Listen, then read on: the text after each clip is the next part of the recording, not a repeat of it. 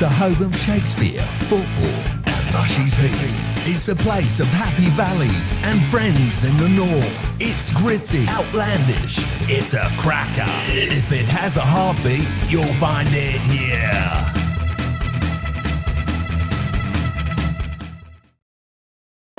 What a fantastic new intro for this new segment.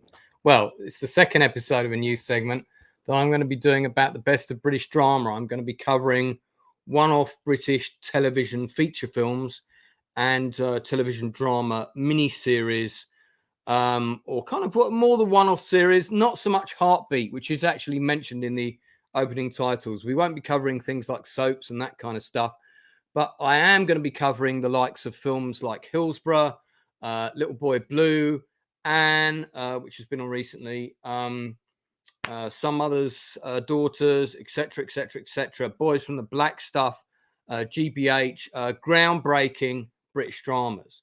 Now, I'm often asked when I do talks at the London Screenwriters Festival about screenwriting, what stuff influenced me when I was younger. And I have to say that above everything else, the one drama that influenced me more than any other was Our Friends in the North. Now, this is a drama that came out on British television. It was produced by the BBC in the 90s, and it was based on the stage play of the same name by writer Peter Flannery. Now, the stage play is very, very different, and I'm going to get into all of that. But one of the things I thought that would be really interesting with this segment going forward is always to try and have an American guest on board as my co-host to see if these dramas are as impactful and as meaningful. Are there parallels? Do they stand up well to get today to someone who is unfamiliar with them? And perhaps I'll do the same thing with an American segment as well, and we'll flip the coin on that. So joining me tonight is one of my good buddies on YouTube. He's got a fantastic channel of his own, and I have been a guest on his channel also. It's Dark Hour in the house. Hey, what's up? Good to see you, sir. How is Moonbase? No, wait, that's Retro Nerd Girl. Where are you based again? I am based in New Jersey, just outside of New York City. So that's the place with kind of like lots of petroleum plants and yes, yeah. When I'm going to work, I drive right past those. Yeah. Okay. If my commute looks very, very similar to the Sopranos intro. It's very similar. It's all the New Jersey Turnpike, a lot of the same places that he drives by. I could record my own version of it. It would be a lot longer because for some reason he was able to not hit traffic. And right. I don't know how they pulled that off, to be honest with you, how they were able to clear the traffic for that filming. But yeah, so that's where I'm located. I took a Greyhound bus once nonstop from New York to Orlando. So it was a 2-day straight trip, and we went through New Jersey at the beginning. And the one thing I really remember about New Jersey was we went past like a big body of water. And there were two huge cooling towers that I could see in the distance. Does that sound familiar? Yeah, I know exactly what you're talking about. Yeah. And on the shore between various petroleum power plants and things, there was this tiny stretch of beach. And on that tiny stretch of beach, there was a single water slide and a bench that was unoccupied and a couple of like sort of umbrella. That's very, I don't know the exact spot you're talking about, but that sounds pretty accurate. So I always thought that would be a great image for a poster for a show set in New Jersey, but I don't know exactly where that was, but that really stayed in my head. I'm sure like I could probably pinpoint it. Like they probably doesn't have that slide anymore, but like it's probably in the like Perth Amboy area, I would assume. I've had a look for it on Google Earth, but this was 1988, so it may well not be there anymore. Oh, so that's the year I was born. You may have actually been driving right past me being born. Or being conceived, one or the other. Who knows? I dread to think. Anyway, listen, thanks for giving up part of your Saturday. I know you're a busy man. To come on and talk about a show that you probably hadn't heard of before, let alone even watched. No, I had not watched it. I'm just gonna fix my light real quick. Just give me 2 seconds. Just you keep just give me. I'll keep talking. Yeah. I feel your light's fine. It's accentuating the grayness of your hair, which is perfect. So the show we're going to be talking about with my co-host is Our Friends in the North. Now, a lot of people haven't heard of this show. Part of the reason for that is that it was shot That's a little bit better. in the pre-digital era. So it hasn't had massive replay. I'm not completely clear of the format on which Our Friends in the North was filmed. I think it might have been Super 16. Back in the day when a lot of television shows, pre-digital era, wanted to get away from kind of television tape that the studios were using for things like soaps and stuff like that. They couldn't afford to shoot on 35mm. But they would afford to shoot that. They could afford to shoot on Super 16, which was like the new thing that people were trying out those days. A lot of low budget filmmakers shot shorts on Super 16 and stuff like that. I think Our Friends in the North might have been shot on that. But on Wednesday on the channel next week, guess what? I've got the director, Stuart Urban, of the first 3 episodes of Our Friends in the North coming on my channel for an interview. There you go. It's almost like this. You had this synergy of what you wanted to do with everything. That was a pure coincidence, actually. I'd already had this booked in, and then something came up on my. You know how it is. We get mined for data, and sometimes it works out in our favor. Mm-hmm. And so I got shown a story in which he was mentioned, I guess, as a part of my data being mined. And I thought, I wonder if he'd be up for an interview. And I found his website, because I have interviewed 3 of the cast of Our Friends in the North on my channel already. And I'll talk about who they are as we go. So none of the 4 are unfortunately in the picture. So now RM from Positive Fandom may well be coming on to join us. She's just put that message up. I think I might have sent her the link for the wrong episode. So I'll see if I can rectify that quickly. She's just sitting in an empty studio. In an empty studio right now. What's going on here? Also, a super chat from RRTNZ, big fan. Hi, Lance, just dropping by. The rugby's on. Cheers. Okay, mate. Well, you can watch this on the replay. Yes, yeah. I appreciate the Rugby World Cup only comes around but once every 4 years. So yeah, I appreciate the rugby. Is it the Rugby World Cup right now? I believe so. I believe that's what's going on. Okay, so RM, just know that I've just sent that link to. I don't know if RM's had a chance to watch this yet, but I guess we'll find out shortly.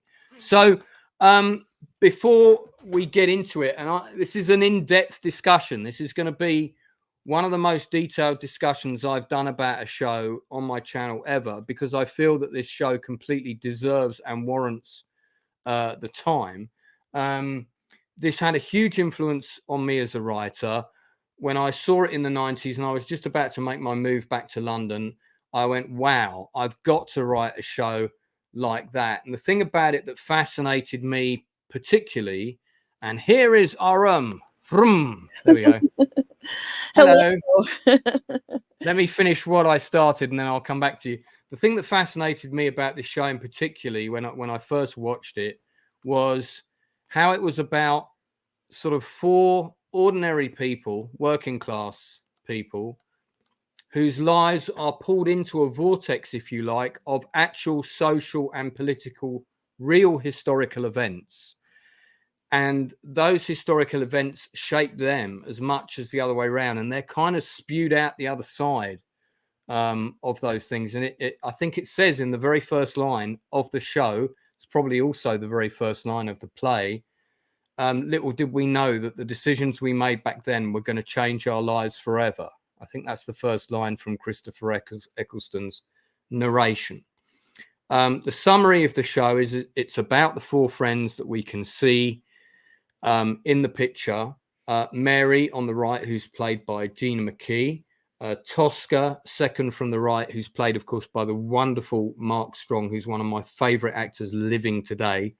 He's also known as Terry as the show goes on, but Tosca is his nickname. Then you have Geordie Peacock, Daniel Craig's first starring role, third from the right, and Nikki Hutchinson, first on the left, played by Christopher Eccleston. These were the lead roles for all four of these actors. It was their first kind of big breaks. Now, Daniel Craig and Mark Strong shared a flat round the corner from where I lived at the time that they were cast in this show, and they all used to go to the same video shop as me. Little tidbit there, which was known as Archway Video. And Donna, who used to run that, was always recommending them films to watch.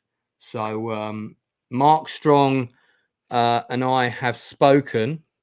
I've never met him in person, but I have spoken to him. I've met Christopher Eccleston in person. I've never met Daniel Craig. I haven't met Gina McKee. I've interviewed 3 of the cast from the show on my channel already, who we'll talk about as we go. And I've met at least 4 others, I think. So the thing that I really love about this show is that it's epic. It's told over 30 plus years, 3 decades. All of the characters age. There are significant real historical events that come and sort of bisect their lives and different things. There had never been a show done on this scale before. Yes, we'd had brave stories and interesting dramas about controversial topics, absolutely. But no one had ever done a drama on this scale about so many different divisive social and political issues that intertwined with the lives of 4 ordinary people over such a big period of time. And the beginnings of this story is that it was a play that was on initially at the Stratford Theatre. I think it had a transfer to the National. It was written by writer Peter Flannery. And the original play only went up to 1979. So it was 64 to 1979 as opposed to 64 to 95, I think the TV series does. And the play ended with Thatcher getting into power. So the play and the TV series are 2 very different animals. The play also had a number of attempts to become a TV series, even in the 80s, before it actually happened. So there's a big history behind this show trying to get made, as well as, it actually being produced and finally reaching our screens. So Dark Hour watched it for the first time this week. He's seen the first 4 episodes and half of episode 5. Did you manage to watch any of it? Yes, I have watched a few episodes. I've watched the first 3 and about half of episode 4. Perfect. Well, we're definitely going to cover the first 3 tonight. Fantastic stuff. This is really interesting. So, and I'm going to talk about not only the content of those first 3 episodes, also the actor friends of mine that are in those, because there are several, and what they told me about the filming of the show. We also had the director of the first 3 episodes coming on the channel next Wednesday. So Stuart Urban, who directed the first 3 episodes, he did all of the Soho scenes, mainly the storyline with Daniel Craig. He will be here on the Outcast Creative channel next Wednesday at 7 p.m.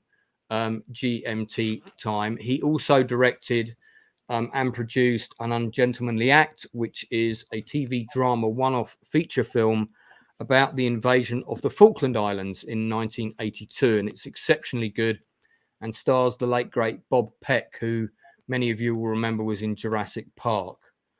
He played like the hunter with the... Yes. Yeah.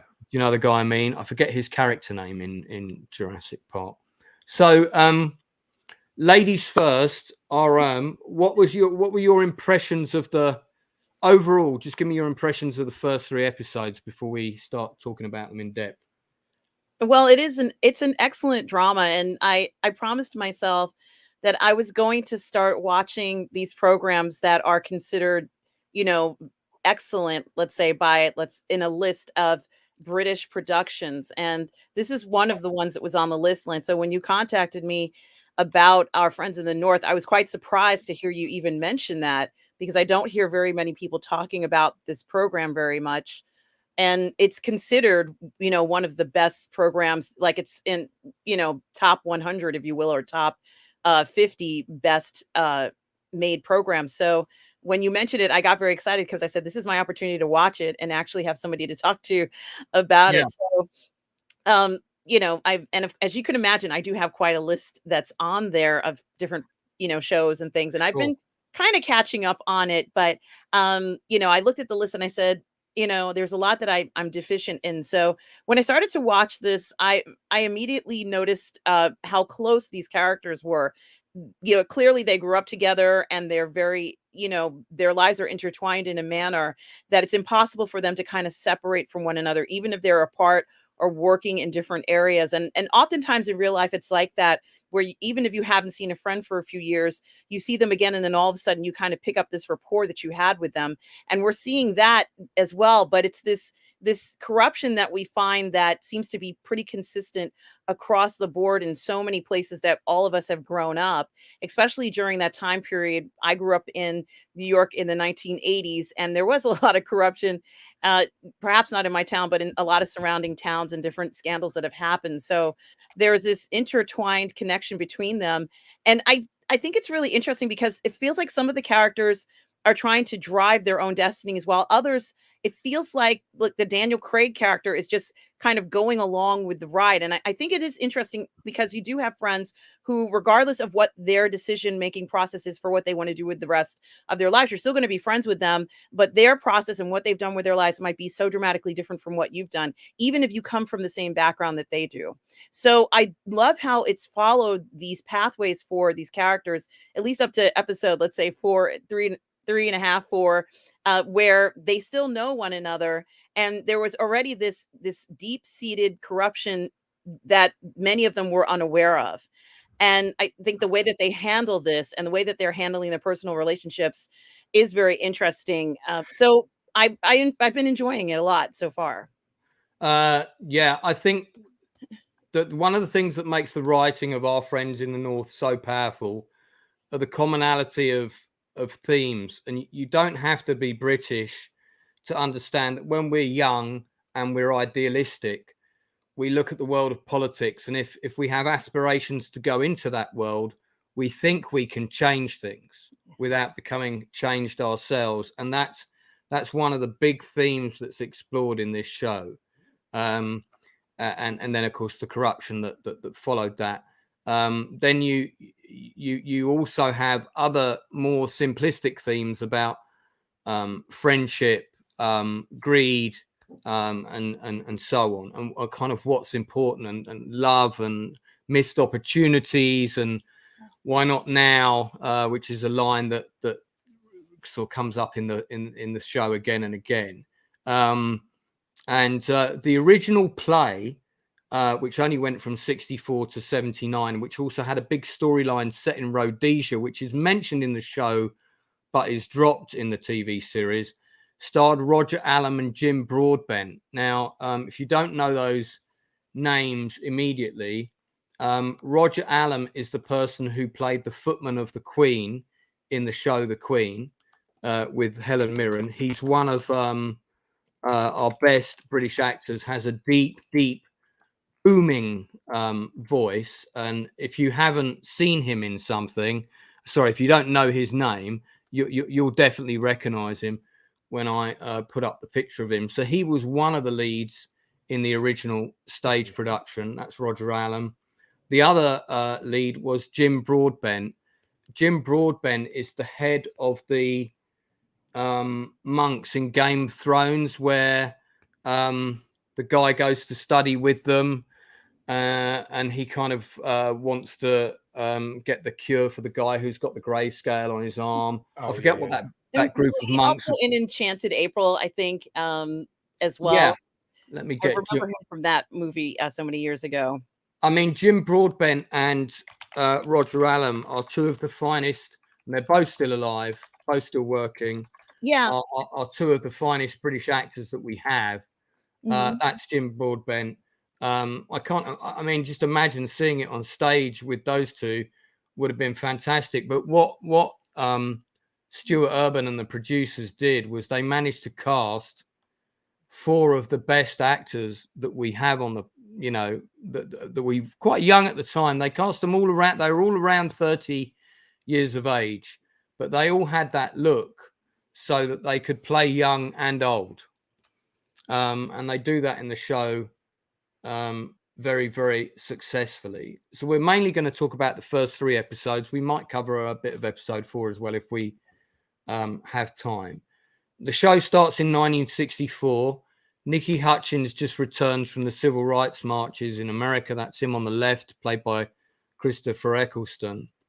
And we have this line that sets the opening of the show, which is, we didn't know that the decisions we made back then would change all of our lives forever. And boy, did that resonate with me recently.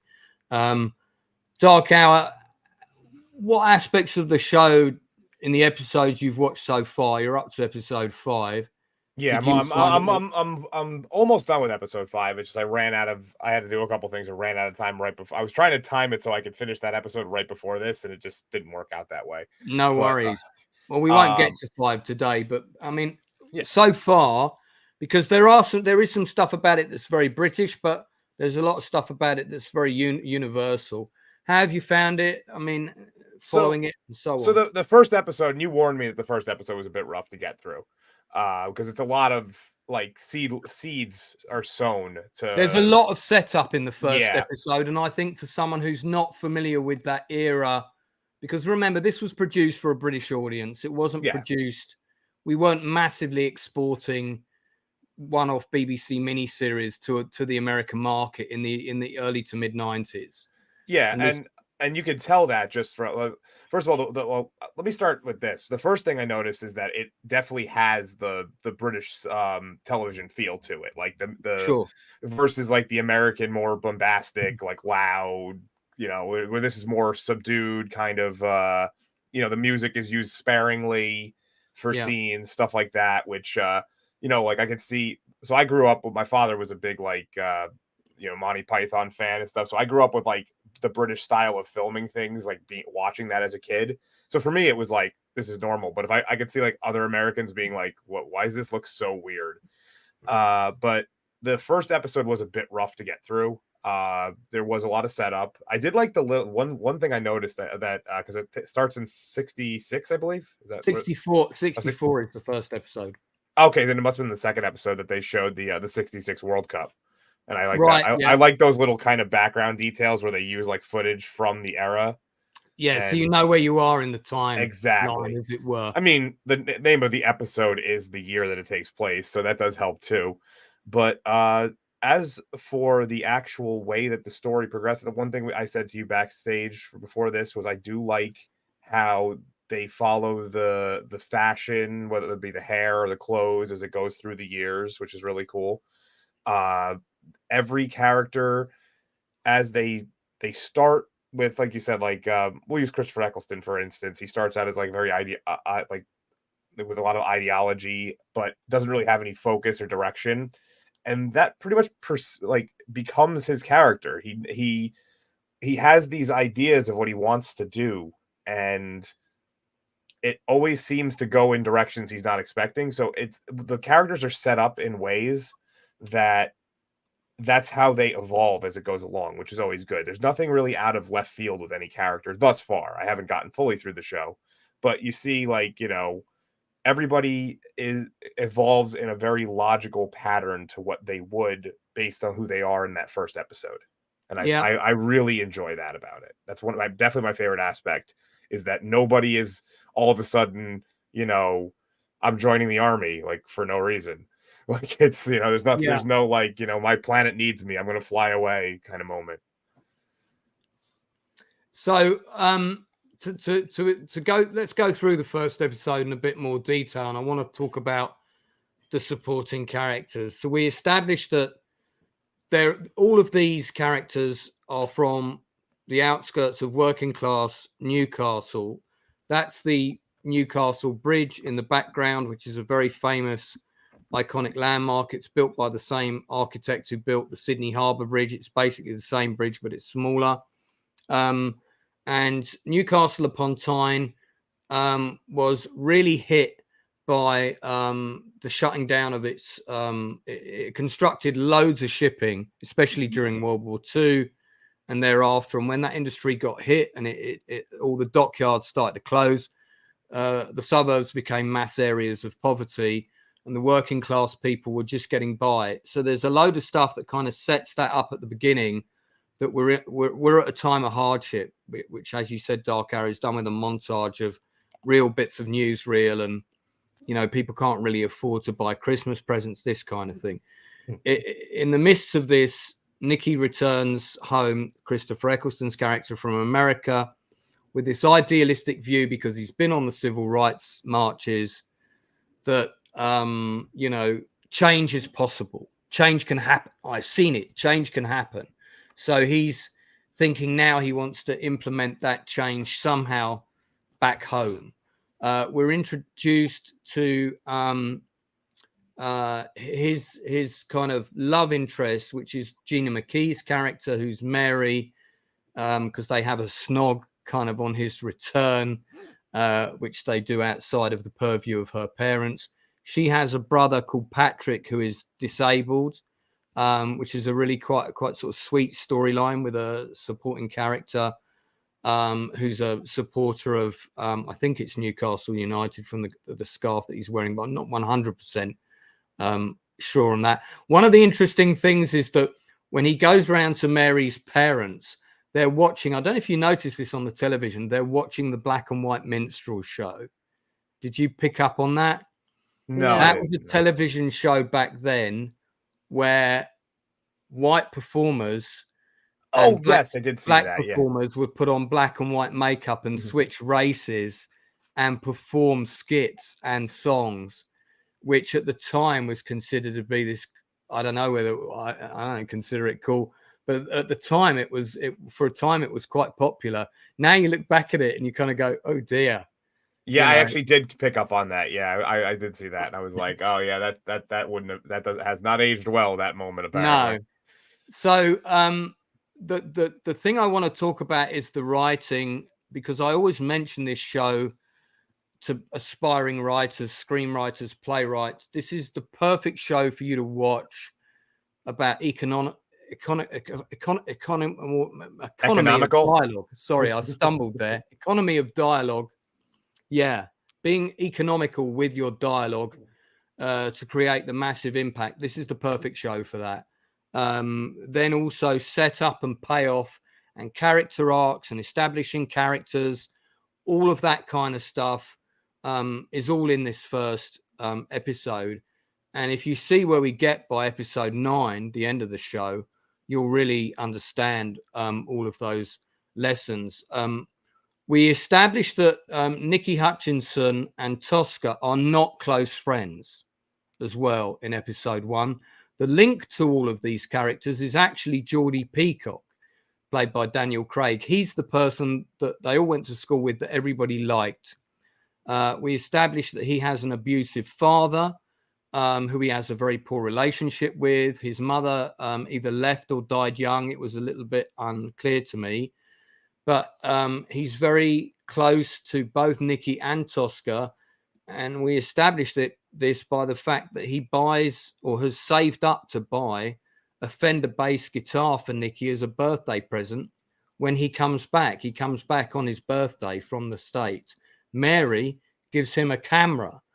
These things are all really important. They set up a lot of things further down the line because Nicky Hutchinson will become a photographer. Now, around these 4 main characters, we've got Felix, who is a friend of the family, who is a local politician.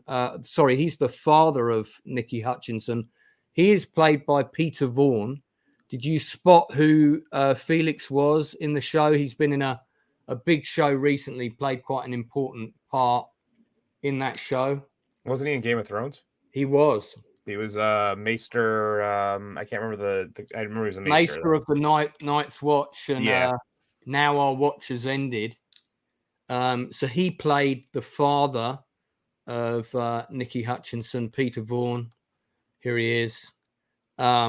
Sadly passed away in 2016. This is one of Peter Vaughan's best performances of his career. He was predominantly a stage actor, lived to the ripe old age of 93. He's fantastic in this, absolutely fantastic. And of course, again, he has a massive character arc. In addition to him around the family, we also have Eddie Wells, who's played by David Bradley, who, of course, you guys would know from Harry Potter and that kind of stuff. And also Game of Thrones. Also, yeah, because he plays Walder Frey. Walder Frey, right. And his sons end up in a hamburger kind of thing. Yeah, Eddie Wells is a local politician based on a real person. Frida Dowie, who plays Nikki Hutchinson's mother, Florrie, she actually came to see my play, Sticks and Stones, which was inspired by our friends in the North. I'll talk about that later. And I met her in the bar afterwards, and you're not going to believe this. I didn't recognize her until after she'd left. So I didn't even. That's always a great moment when you're like in like talking to someone, and then all of a sudden you're like, wait a minute. I was chatting to her for ages because she was talking to me about how much she loved the play, and I think she had either a son or a grandson with her, and she was saying, "Have you got a part for him in something?" And I was chatting away to her, and I asked her what she did, and she said, "Oh, I've acted in a few things," and then, you know, as you do, you get dragged off by different people, and somebody said, "You know who that was Frida Dowie, and she was in Our Friends in the North," and I was like, "Oh shit!" And she was just going out the door with her family at the time, and another fantastic actress, so good in this. And then we have Alan Armstrong. Now I want to talk about the two characters in this upon whom these people are based, and you two will not know much about this. So Alan Armstrong plays a character called Austin Donahue. Austin Donahue is based on Thomas Dan Smith, and he might as well be Thomas Dan Smith. The reason that he's not called that, or T. Smith, as everybody knew him, is for legal ramifications, because at the time that Our Friends was made, he was still alive. And if they had done it with the real names, they probably would have got sued.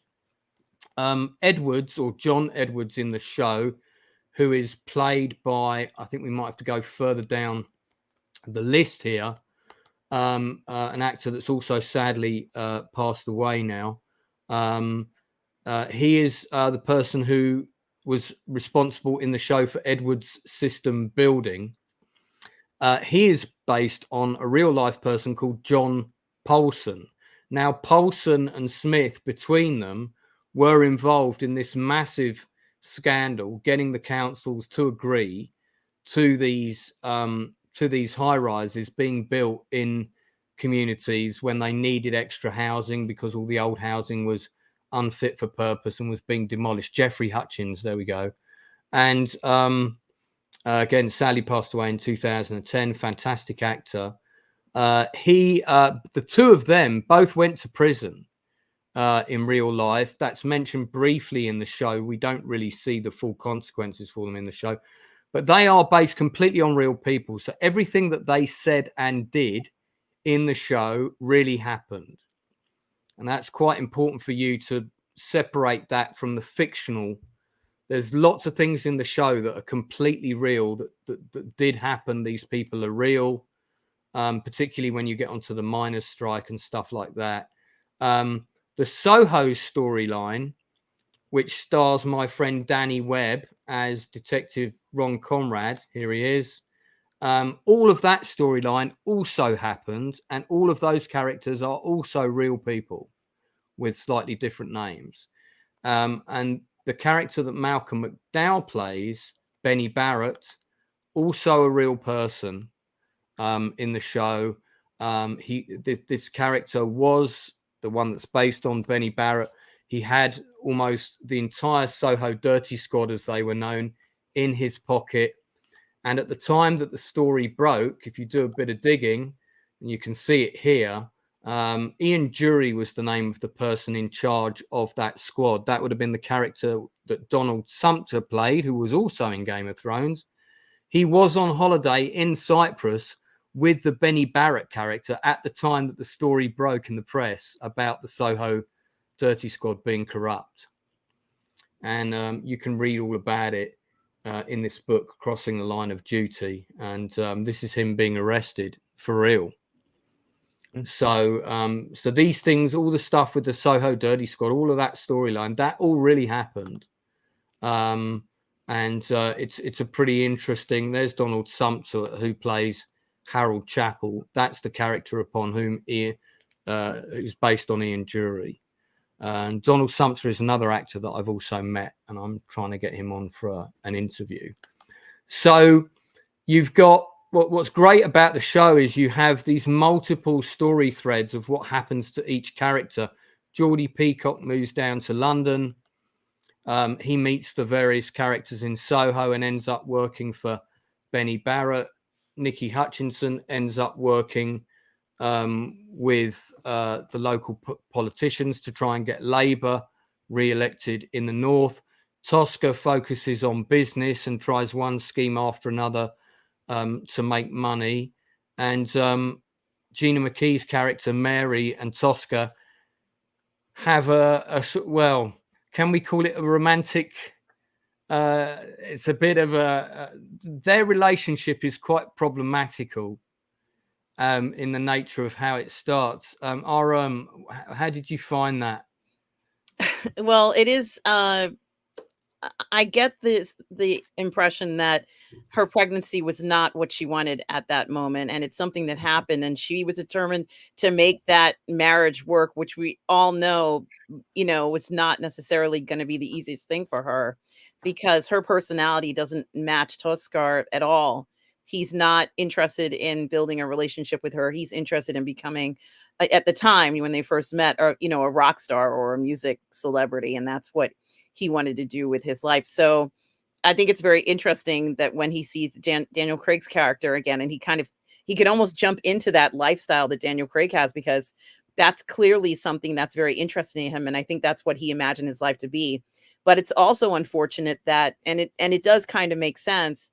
If I understand the story correctly, even when he decides to no longer be a musician or whatever it is, he starts this business and it's bankrolled by a gangster, essentially. At least that's the impression I'm getting. Yeah, it's bankrolled by Benny Barrett, which I think that comes up. That's not in episode 1, but I think that's probably episode 3. I think. Yeah, I'm sorry, but yes, they do this relationship, and of course, the main character is so shocked by this, but at the same time, I don't know whether it's that he's not ready for a relationship or he feels it'll, like mess up his plans. But he was willing to leave university to go ahead and work for this guy because he thought it would, help him in his career, or it would be like an internship. But he wasn't willing to spend time with her. So, I don't know. I mean, I think if he wanted to be with her, he just would have done that. So while he may say he has feelings for her, I don't know whether they're strong enough for him to, at that time, for him to even think. He may not have been ready to commit to her. So that might be part of it. But I also feel like she was boom-bazzled into having a relationship with Toscar as well. That wasn't something she planned for either. So, she kind of lost out on both fronts. Because Nikki Hutchinson goes down to the same beach with her. And there's that line, which I know is in the stage play, where he's going all the way. I want to go all the way to New Orleans. Do you think we'll ever go all the way? And meaning, are we going to go all the way? And then he kind of neglects her a bit to sort of pursue potential interest in local politics with, the character of Eddie Wells. While he's neglecting her, Tosca decides to take her out a few times, and the parents are like, he's caught on quite a few nights this week, Nikki, four times.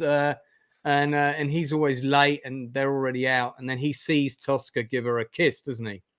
When he comes to the house, which is quite an important moment. And then the next thing they're on the beach. Sorry, go on. I think he gets his just deserves, though, because I think he expected her to always be there and available to him. And I agree.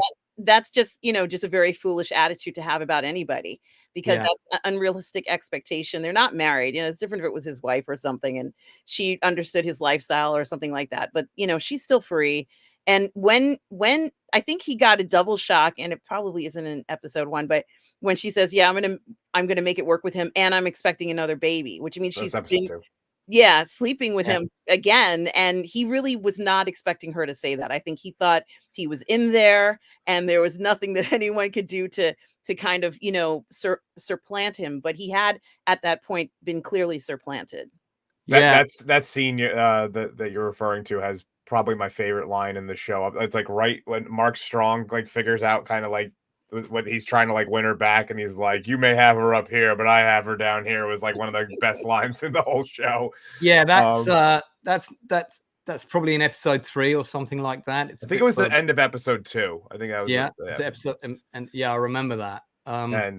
But actually, to rewind real quick, if you don't mind, the I guess we'll call them love scenes between the 3 respective characters is kind of exemplary of their actual like character arcs, even. Whereas like Christopher Eccleston's character, Nicky, he's very like cautious about what he's going to do because he wants to go certain ways, and it's like he wants to like to I want things to change and I want things to happen a certain way, but he's kind of stuck behind this artificial barrier, so to say.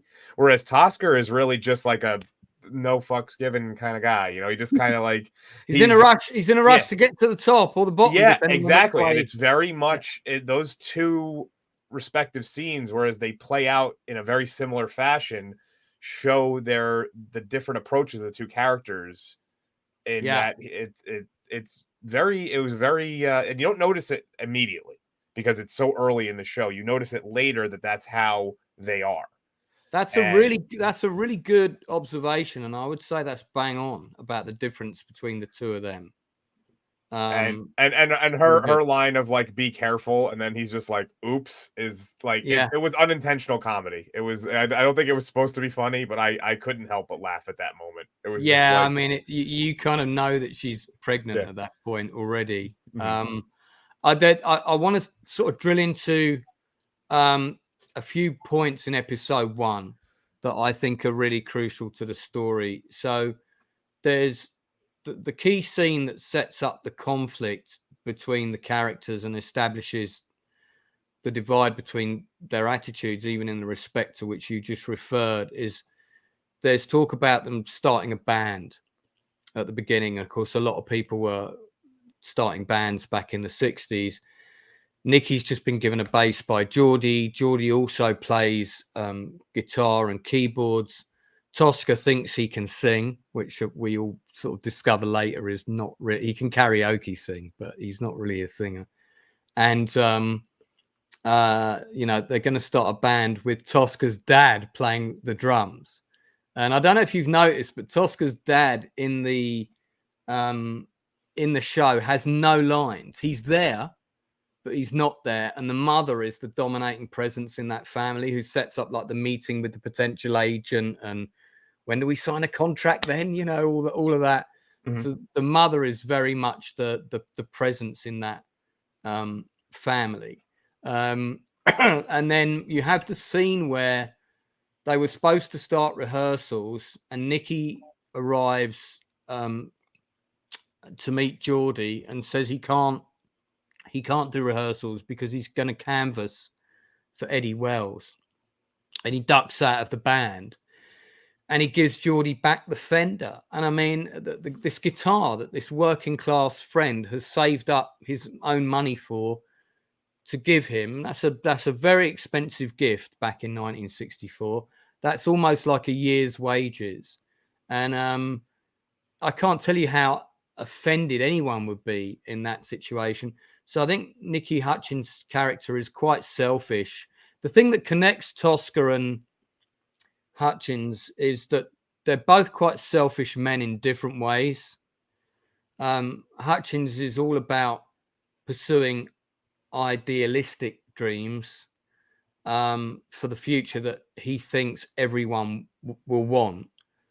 Tosca is all about pursuing his own dreams that he thinks the people around him will benefit from. And the funny thing is that out of the 2 of them, when the story gets to its natural conclusion, ultimately, I think Tosca's actually the nicer guy, I would argue. But that's a discussion for a later time when you've got to the end. So they don't have the band. We find out that Geordie's getting married. We never see the person he's supposed to be getting married to. But there's a scene where Tosca arrives with Geordie at his dad's house. We've already met the dad. The dad's an alcoholic. And we realize that the relationship between Geordie and his father has been one of abuse his entire life. And the dad basically beats Geordie up, and Geordie doesn't do anything. He could hit him back quite easily, but he doesn't for quite a while. And then when he does lash out, we hear a crack, and the dad falls to the ground. And it implies, but we never find out for sure, but it implies that he might have accidentally killed him, because that's what causes him to go on the run to London. So Dark Hour, was your impression that he'd killed him? Yeah, I immediately thought that. It just made sense, because pretty much the next scene you see of him, he's hitchhiking. Yeah. So like he quickly packs stuff up, and I believe, if I recall correctly, when he goes to he doesn't get a ride. No one picks him up, so he sleeps on a bench. No, he gets a ride. That bench is in London. Okay, so but he sleeps on a bench, and then he immediately sees the police like coming toward him, and he packs up super fast and like books it. So I kind of got the sense from those two juxtaposed scenes that he was very afraid of what could happen for his actions. So to me, that implied that he had killed him. Yeah, okay. No, that's interesting. Yeah, I mean, you could get done for vagrancy back then, as in sleeping on the street rough. You could get fined. Yeah, but the way his body language isn't just like, it's not like, here I'm going to get a citation for sleeping and they're going to throw me in. It was like, no, I got to get out of here immediately, kind of thing. So, did you have the same impression that he killed his father? No, I don't think he killed his father, but I think he needed to leave there immediately, because now, I mean, I think his friends had always known that his father was abusive towards him, but something happened to him during that fight that I guess maybe he reached a point where he couldn't take it anymore and he had to leave, because the father kept saying, you have to follow what I'm saying when you're living under this roof. And he was old enough to leave. I'm sure he didn't want to, but how can you survive in a house like that where you're constantly getting beaten up? And, perhaps this might have been the breaking point for him, but I didn't think he killed his father. No. And I still don't. This kind of establishes why it's very important in the show. Geordie is constantly looking for something, and he's easily led. And the thing that he's looking for, in my view, is the father figure that he never had. And when he first goes to London and he ends up in Soho, and he's counting out the change he's got left, and he's in a cafe, and he gets a cup of hot tea, and I think it's a Greek cafe owner who says, what type of tea do you want? And he lists like 5 different teas. And do you want it hot? He wants it hot. And he goes off and makes him his tea. And that cafe is filled of kind of bohemian artist types. Now, before Soho was taken over by the porn barons in the late 60s, early 70s, it was predominantly a mixture of sort of cafes and restaurants owned by local Londoners as well as Greeks, small kind of family-run businesses. And that storyline is covered briefly in episode 1 by the character played by actor Terence Rigby, who's one of the old coppers who was originally on the Soho Dirty Squad. He's also based on a real person. I'll show you the actor that I mean.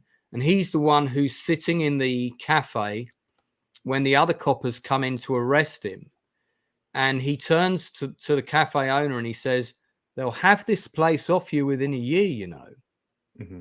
And that line is actually really, really important, because you guys won't know the history of this, but that's exactly what happened. They came in, they raised all the rents. So all of the people that had businesses in Soho could not afford to be there any longer. This is Terence Rigby, who played that character, fantastic actor. And all of those kind of the Greek restaurants and the little cafes, they all went. In fact, there's virtually none of them left there now. There are, some of the chains and things have moved back in, and Soho's a very, very different place to what it was back then. But his character is based on a real person who tried to stood up to the corruption, who got labeled as mad, who got taken away. He got kind of retired and allegedly committed suicide. Did he commit suicide, or was he suicided in a kind of Epstein type way? But that all the history, the real history of there is all there to be found. What's great about this show is it has these tiny little nuggets of stuff that really happened, all interwoven within these little personal stories. So Daniel Craig, now he's in Soho, working at this cafe. And then I think you've got a scene in episode 1 where he says exactly the same line that the owner says to another customer when he's working there with an apron on. He wants it hot, the tea. And that's really clever. He's now become like part of the furniture, and he's there when the copper gets arrested. And you know that place is going to be gone soon. And sure enough, in episode 2, it's gone. And Geordie gets the job at the CAF. So we know he's kind of sorted out.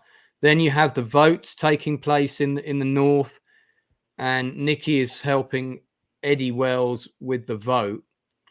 One of the things that we need to talk about, which is very important, is the Jarrow March, and why Felix, Nikki's father, doesn't believe in local politics, and why he doesn't want him to waste his life. Nikki's supposed to go away to university. This is the big cliffhanger at the end of episode 1. And Austin Donahue turns up, who Nikki has briefly met. He's become quite enamored with him. He's a very, very charismatic character played by the wonderful Alan Armstrong, who I first saw in Get Carter and then A Bridge Too Far when I was younger. Followed his career ever since then. He's the one that's based on Dan T. Smith, and he says, "So what about it, Nikki? Do you want to help me change the face of the North?" And Felix's father says, "That you'll waste your life." Now, do you understand why Felix is saying that to his son? You're going to waste your life. Have you got a sense of why he's saying that? Yeah, I think he believes that changes won't be able to be made because of corruption, that he has never had a discussion with his son about. And I don't think he could tell his son all the details of the corruption, because I think that the son's, mentality right there was so idealistic that he wouldn't be able to accept the corruption that exists. So I also think that he probably doesn't necessarily feel that he wants his son to give up that dream, even though he's telling him what may happen. This is what may happen to you. I'm your parent. I'm going to tell you right now, you may not be able to achieve everything you want. You can keep trying, and it's a noble cause. It might make you happy to do that, to pursue that way of life, but it's no guarantee that you're going to get success. So that is all true, but the backstory to Felix's character, which I think is mentioned in episode... he also was like his son, in other words, because someone tells him that you're like your father. Yeah, he had done similar things, and basically nothing had come of it, or like the outcomes weren't what he wanted, essentially. So he lived Peter Flannery, who wrote this show, is from a town called Jarrow, and I'm just going to put a Wikipedia link in the chat for anybody who wants to follow this up later. Jarrow is famous for one particular moment in history, which took place in 1936. And that was that the men of Jarrow, because it was a town with 70% unemployment, and no one was doing anything for them to get them jobs. So the men of Jarrow, I think some of the women too, they marched from Jarrow to London. So that's the distance from Newcastle to London. So in American terms, that's probably the distance from Washington to New York. So it's a bit of a walk. I'll take a look. I'll look it up. Let's see. Yeah, it's pretty far. I think on the Jarrow March, I'm just looking to see if the distance is listed. But anyway, the town also 289 miles. Or what I will get for your not American audience, I will get it in kilometers. Very good. Well, So the Jarrow marchers, they marched all the way to Parliament, basically to, make some demands on the government. And the government, which was run by Conservatives at the time, just turned around and, for, excuse my language, it is an adult channel, told them to fuck off and didn't give them anything. And the reason that Felix is so disillusioned that politics doesn't affect change, or getting involved in politics doesn't affect change, is because he was one of the Jarrow marchers. He marched all the way to London and nothing happened as a result. So he believes that if Nicky doesn't go and get an education and get a proper job, but takes this other course of pursuing politics to try and affect change, he's going to waste his life. That's what that backstory is about. Now, we find more about that later on that I'm not going to talk about tonight, because it kind of comes full circle in the last episode, but it's a really important point to mention. So the pinnacle of episode 1 is, this kind of confrontation between the father, Felix, played by the wonderful Peter Vaughan, Alan Armstrong, whose picture I'll get up quickly now, playing Austin Donahue. Alan Armstrong still alive. His son, Joe Armstrong, is also a wonderful actor, incidentally. And Christopher Eccleston, Nicky, discussing whether, Nicky should pursue a career in politics with Austin to change the face of the North. And the idealistic young Nicky decides that's what he's going to do against his father's advice. So he gives up going to university instead to help what he thinks is an idealistic politician who's going to affect change. And that's the end of the first episode. So, Dark Hour, you found the first episode a hard watch to some degree. Yeah. Just because the show is old, it's a slightly dated format, so it does look a bit. It would be great if it could be redigitized or put on a Blu-ray or reformatted into widescreen, which would be wonderful. But it was shot in the 90s, and it's a television show, not a movie. But did the acting stand out? Because I think it's first class. Oh yeah, definitely. So it was only difficult in the sense that, like, I was coming into it really cold, and like you said, like I'm American, as I think people can figure out.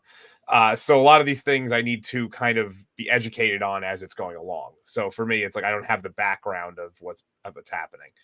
But the acting, I mean, the cast from top to bottom is just fantastic. Even people who were like minor roles were like knocking it out of the park.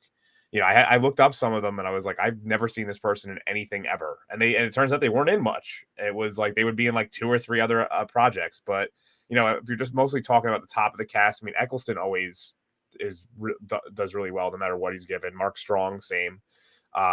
Daniel Craig is, I like Daniel Craig, and I do think he's better in this than I've seen him in a lot of other things. But I would agree. Yeah, but I would say that Eccleston and Strong really are it's hard to say who the main character is in this, even, because it's almost like all 3 of them or all 4 of them, if you want to count Mary. I don't remember her real name. I'm sorry. Gina McKee is the actress who plays Mary. It's an ensemble piece. It's the narrative of four people. Yeah. But it's almost like each episode that I've watched up to this point kind of had, each one of them had their own, like, it was like, I'm the main character. Like I would argue Christopher Eccleston's the main character of the first episode. And then the second episode, it's more Daniel. It's more Daniel Craig is more. And then the third episode and fourth episode is kind of shared between Tosca and Mary. Yeah. And so it's kind of going back and forth in that sense that they're each taking their moments. And it's, like you said, it's based on a play, which that makes sense. That's kind of how acts tend to work in plays too, where someone takes a little bit more center stage for a little while. We'll get into some of the detail of episode 2 in a sec. You get to the end of episode 1. How did it make you feel? Where were you at with it? I mean, it did feel like it was had a play format to me. So I thought it was excellent seeing everybody, sit around this table and kind of come together, and essentially you learned what everybody was going to be doing, or at least what they had intentions of going forward. But it was very funny how he had told the girl that he was going to spend the night on the beach, and he'd been away from everybody for a while, and it was almost as if he didn't want to go back. So I think that was an indication that he didn't want his life to be the same as it was before, and that he didn't want to necessarily stay under a roof. And it was his birthday. I think this might have been after the rest of the presents and the cake. And normally you would kind of hang around and people would, find out how you're doing, and yet they haven't seen you for a while. But his remark is, like after they go and they walk on the beach, and and they kind of like have sex literally sex on the beach. They dry hump on the beach. Yeah. And she's supposed to be going home, and he like what would normally happen from I'm not going to say that that's a common occurrence for me, but let's just say that I've noticed that most men will walk you home. Like, even if you told them you didn't want them to walk you home to your door, they're just going to walk you home. But he doesn't do that. And I thought that was kind of like, that's not nice. That's not a nice way. Yeah, he's definitely self-absorbed at that point. I wouldn't say it gets much better as the show goes. I know you're a little further than you, and he doesn't get much better with that.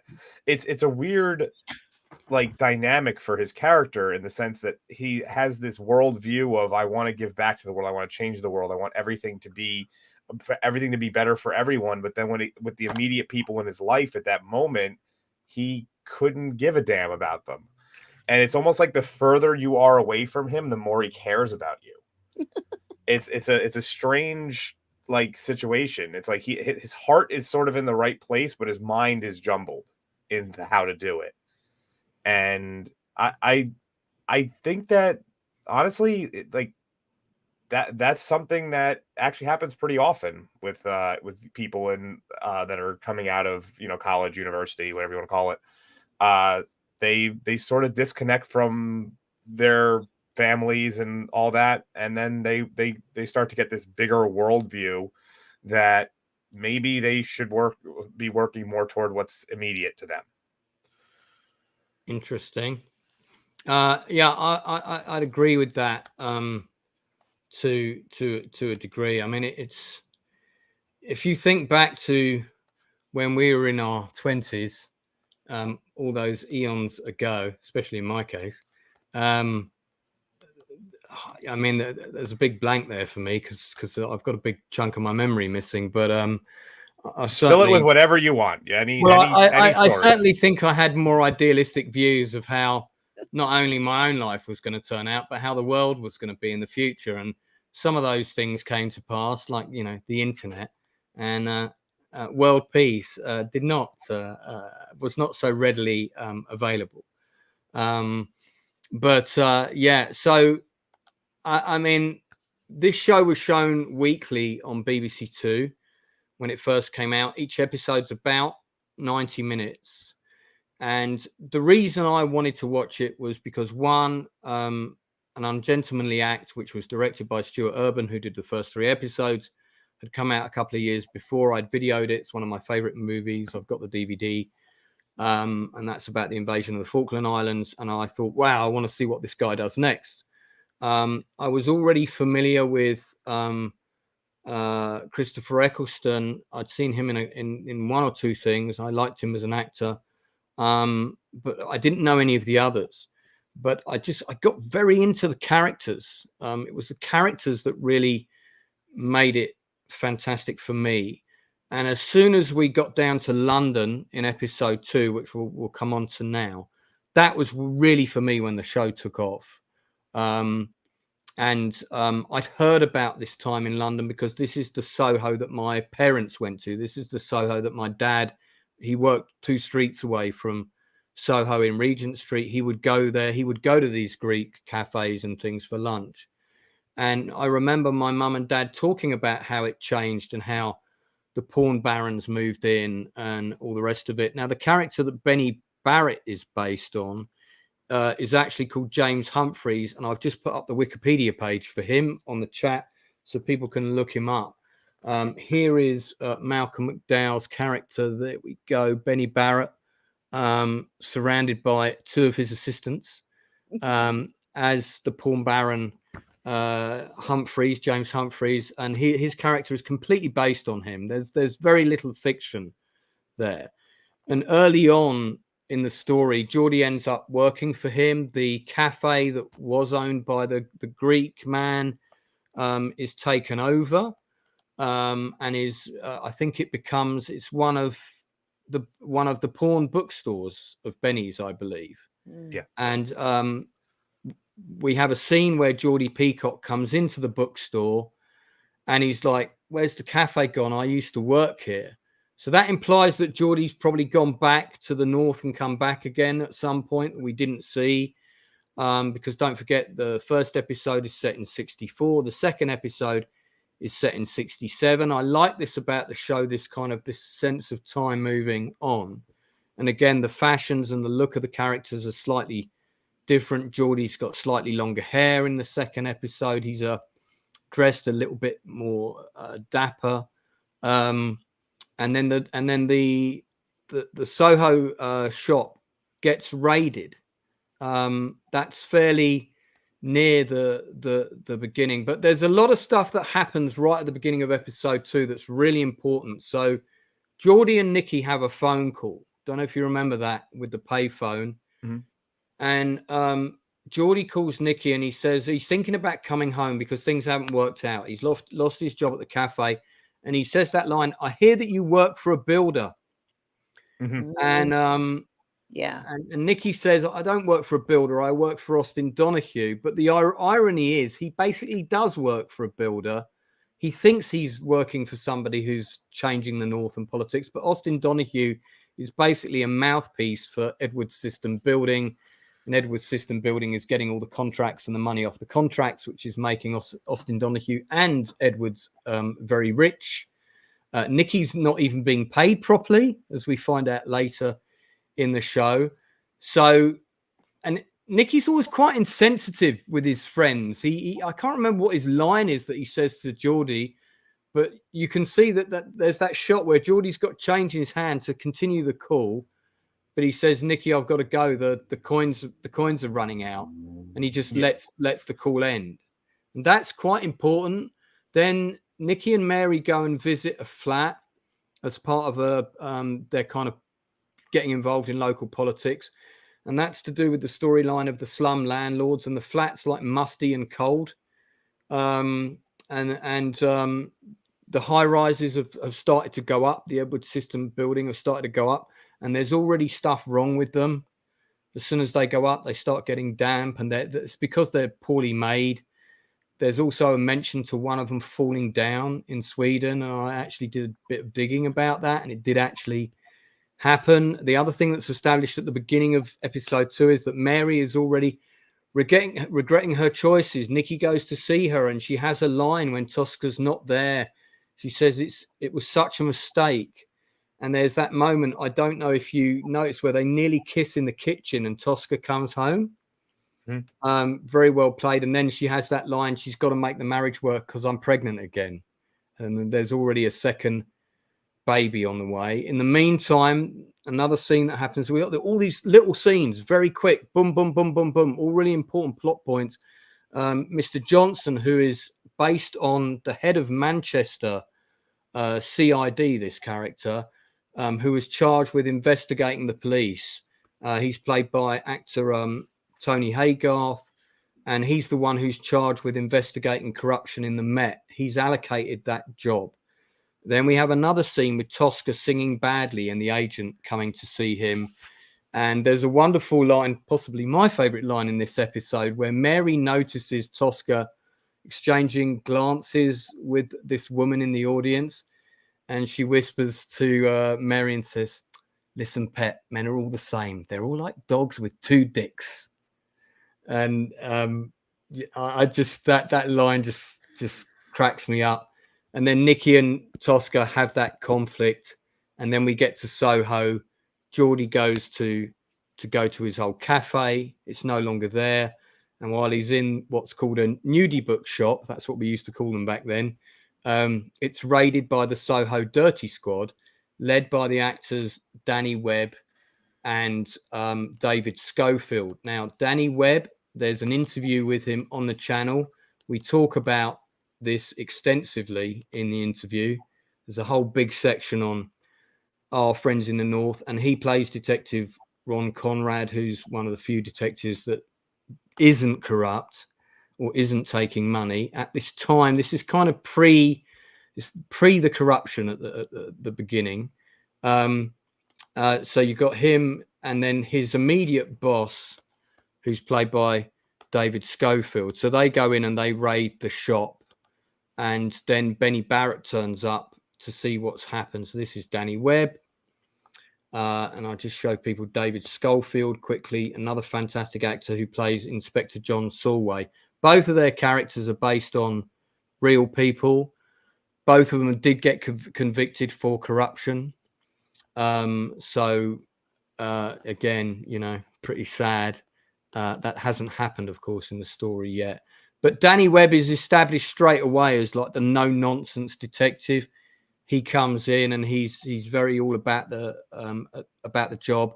And this is one of the first things I saw Danny in. And when I saw it, I realized me and him had been on a film set together. And I went, that's the bloke I was standing next to when I was an extra. And we got talking. And it was shortly after this that I tried to get Danny a job on a film I was involved in. So the Soho Club gets rumbled, and that's when we're introduced to Benny Barrett, played by the wonderful Malcolm McDowell. What did you think of the character of Benny Barrett in the show? I thought he was great. I mean, this whole scene that that this character is witnessing, you know, I think I guess he'd be on the street if he didn't run into him, and he wouldn't. Geordie Peacock, you're talking about, as in Daniel Craig's character. You mean? Yeah, I guess he'd be on the street if he hadn't run into Malcolm McDowell, right? Because he was so desperate, I guess, at a certain point, and he called his friend, and his friend, you know, didn't want to have anything to do with him. So, which is pretty clear, and and interestingly enough, you know, we already know that he can take a beating. Because, and I know this sounds terrible, usually you say that when you talk about boxers, you know, you want to become a boxer. Well, can you take punches? Can you take, you know, can you handle that? And if you can, then, you know, you try. But because of what he'd been through, now he finds himself with this person who I don't really think he's going to be a good influence to him. This is just, you know, I just don't see this as it's a circumstance that he falls into. I don't think he woke up and thought that this is where his life would be, but here he is. And, you know, he's essentially, I guess, like a John or whatever you want to call these guys who, not a John, but a pimp or, you know, whatever you want to call it to these women who are in this strip joint. And, you know, I guess there's, it's unfortunate. I'm kind of, you know, I'm kind of stumbling around the words for it because I don't believe that he was that kind of person. I mean, who would buy his friend this Fender guitar in the beginning of the show. It seems very sweet and sincere. And now he's turned himself into what is essentially somebody who's doing, you know, involved in criminal activity. So it's unfortunate to see him taking this downturn. And it's not easy to watch him do that because even he can be corrupted and taken advantage of. You know, like at home he was abused, and now he's kind of, this is not good for him and his future. So now he's involved in this practice, and it's this, you know, sleazy guy who is going to use him because he knows he can take punches and he can use him as muscle or whatever he needs him to do. So it's kind of a sad moment in the story. Dark Hour, comments on Benny Barrett and the world of Soho? Well, first of all, like I even said it to you. You were like, "Oh, what'd you think of Malcolm McDowell?" And I was like, I barely recognized him at first. Like it's you know, because I'm so used. I like in my mind, I always think of A Clockwork Orange, and it just doesn't like when you see him older. I just didn't. It didn't even click at the time. I was like, "Oh, okay." And then you said it, and I was like, "Oh, wow, that was him, wasn't it?" And but he's probably the like, and I agree with you. Said this to me. He's probably the best character in this entire thing, this entire series, whatever you want to call it. This might be he does some of his best work I've seen him in this. Yeah. He has a fantastic time with this part for sure. Yeah, because he's almost playing two parts actually. He's playing like the like front, like, you know, that he's putting up a lot of times, which is like, you know, this happy-go-lucky kind of like business owner, you know, working with people. And then like when the doors close, he gets really cold and like matter of fact. So he's almost playing two different characters, which is always a cool aspect. And I'm trying to remember because I don't want to go too far ahead because like I watch the way I watch them, it kind of like blends together which episodes, but the up front I like the fact that he really just doesn't suffer fools for like that's just he does not. He wants the truth. He doesn't he's not gonna take your bullshit, and you'll find out the hard way if you do try to bullshit him. So well, he has a heavy character called Cyril in the story, who's played by actor Stephen Marcus, who you guys may remember from Titanic. He's the quartermaster who locks up Leonardo DiCaprio, has the key, you know, when he chains him to the pole. And Stephen Marcus has also been in Tin Cup and a few other things. Good friend of mine.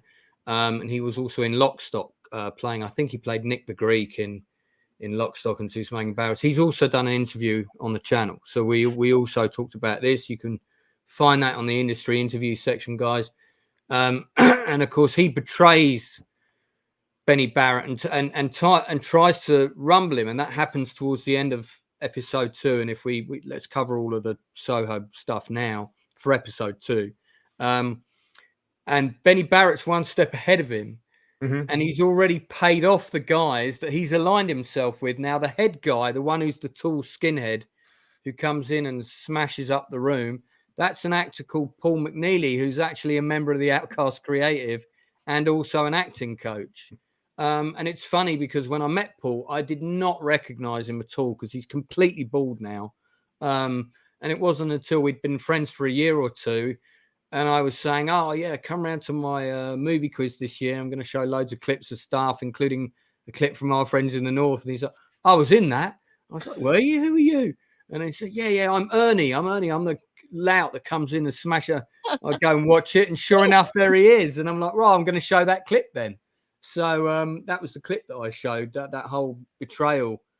So the smashing up of like the clubs and the bookstores and all that stuff too. It's like sometimes it's legitimate, and other times it's like staged, so that way it seems like they're busting things up, which I found interesting. Yeah, because they're not really busting it up. They're like, oh yeah, they arrest somebody, throw them in jail for a night, and then like they're back doing it the next day. That's very deliberate, especially with the police. A lot of the raids early on were done very much for show. Yeah, and then you realise that later that these people a lot of them are already on Barrett's payroll. But I think that's covered more in episode 3. The other things to do with the Soho storyline is we then get the divide within the echelons of the police. So we cut back to that panning shot of the street, the Soho streets. I might actually go on to Google Earth in a minute and show you guys Soho, which you won't be familiar with. It is still a bit of a den of sleaze, but it's also very gay now. So the Pink Pounders moved in, and it's a very bohemian. It's changed, of course. It's nothing like it was back then. But you know, if people want to go to a sex shop in central London, they still always automatically think Soho. And some of the original shops are still there, but obviously owned by different people and corporations and whatnot now. And this is Danny Webb's character. You then meet Harold Chappell, who's in charge of the Soho Dirty Squad, who reports to his boss. And you realize that really no one's going to do anything. It is all for show. And Danny Webb's character is very frustrated. There's a scene with him in the van.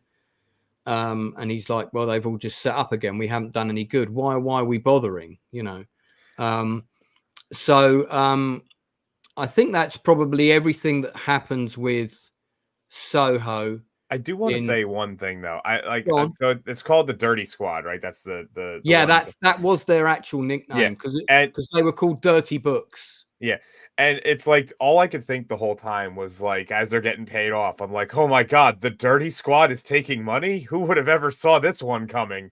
Like, you know, because it's like in the United States, it's like you're a dirty cop, you're one that accepts bribes. So it's like on our end, it's like anyone watching that would be like, yes, the dirty squad. That would be the ones who would be corrupt. Yeah, so that's a good point that you brought that up, because in the UK it meant like that no one, I don't think back then people didn't use the word porn. So instead of a pornographic movie, it was a dirty movie.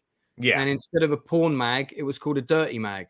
Yeah. So I think even when I was at school in the 70s, you know, you'd hear somebody's dad had got a dirty mag in their laundry cupboard or something that was hidden, and their you know, the son had found it and brought it to school, and all the boys would be crowded round looking at some magazine, you know, it was Penthouse or something, all very tame. Yeah, but it was all like, oh, so and so's got a dirty book. So yeah, slightly different meaning, but it does have the same meaning now where the police are concerned in the UK, for sure.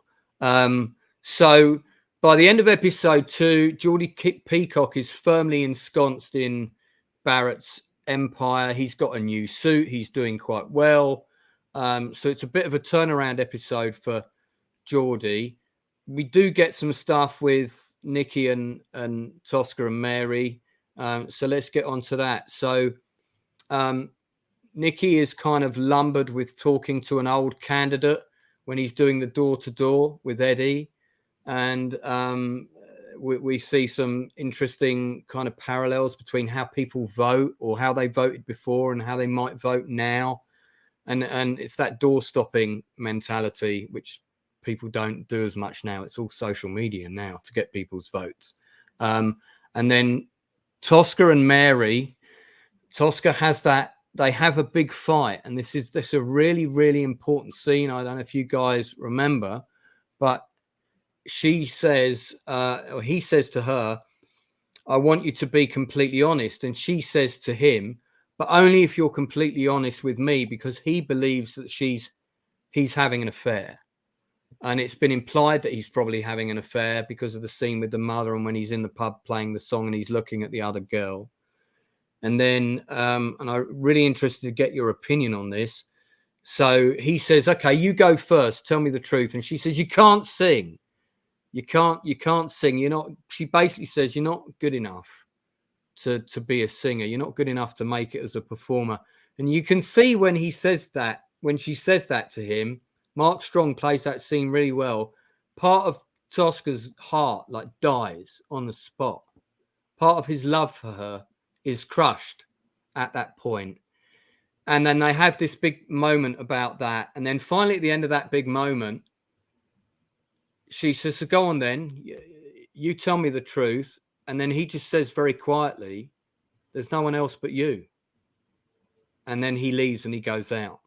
So, do you believe he was telling the truth when he says that in that moment? I think there is somebody else but her, and that other person is him. Oh, that's interesting. Yeah, that's a cop out. You just popped out of that one. That's a clever answer, but it's a cop out. Do you think he was having an affair or not? By the way he gives that answer. I mean, he's consumed with his own ego, sure. He may not have been having an affair, but the relationship, she's a neglected wife. Sure. And she very clearly tells him, you don't ever tell me you love me, because she kind of, starts kind of smacking him around. Of course, she's not hurting him, but she wants to get his attention. Episode 3. I think that was in episode 3 when he started. That scene where she hits him and says, "You never say you love me ever." I don't know if that's that same scene.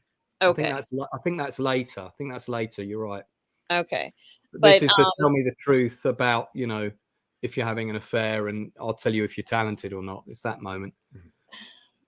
I don't know. I mean, it's hard to tell anything with this man, because it just seems like they don't have good communication skills. And so I don't know. I mean, it's really like, do I think that she trusts him?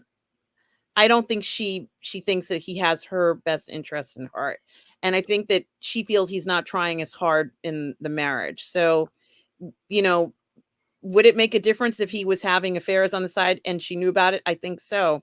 But I wonder if she's willing to overlook the notion of him having an affairs and still stay in that marriage. Like, is she so committed to him and trying to make this thing work that even if she were to find out if he was thinking of straying, would she stay in it? This is something that I even question about her.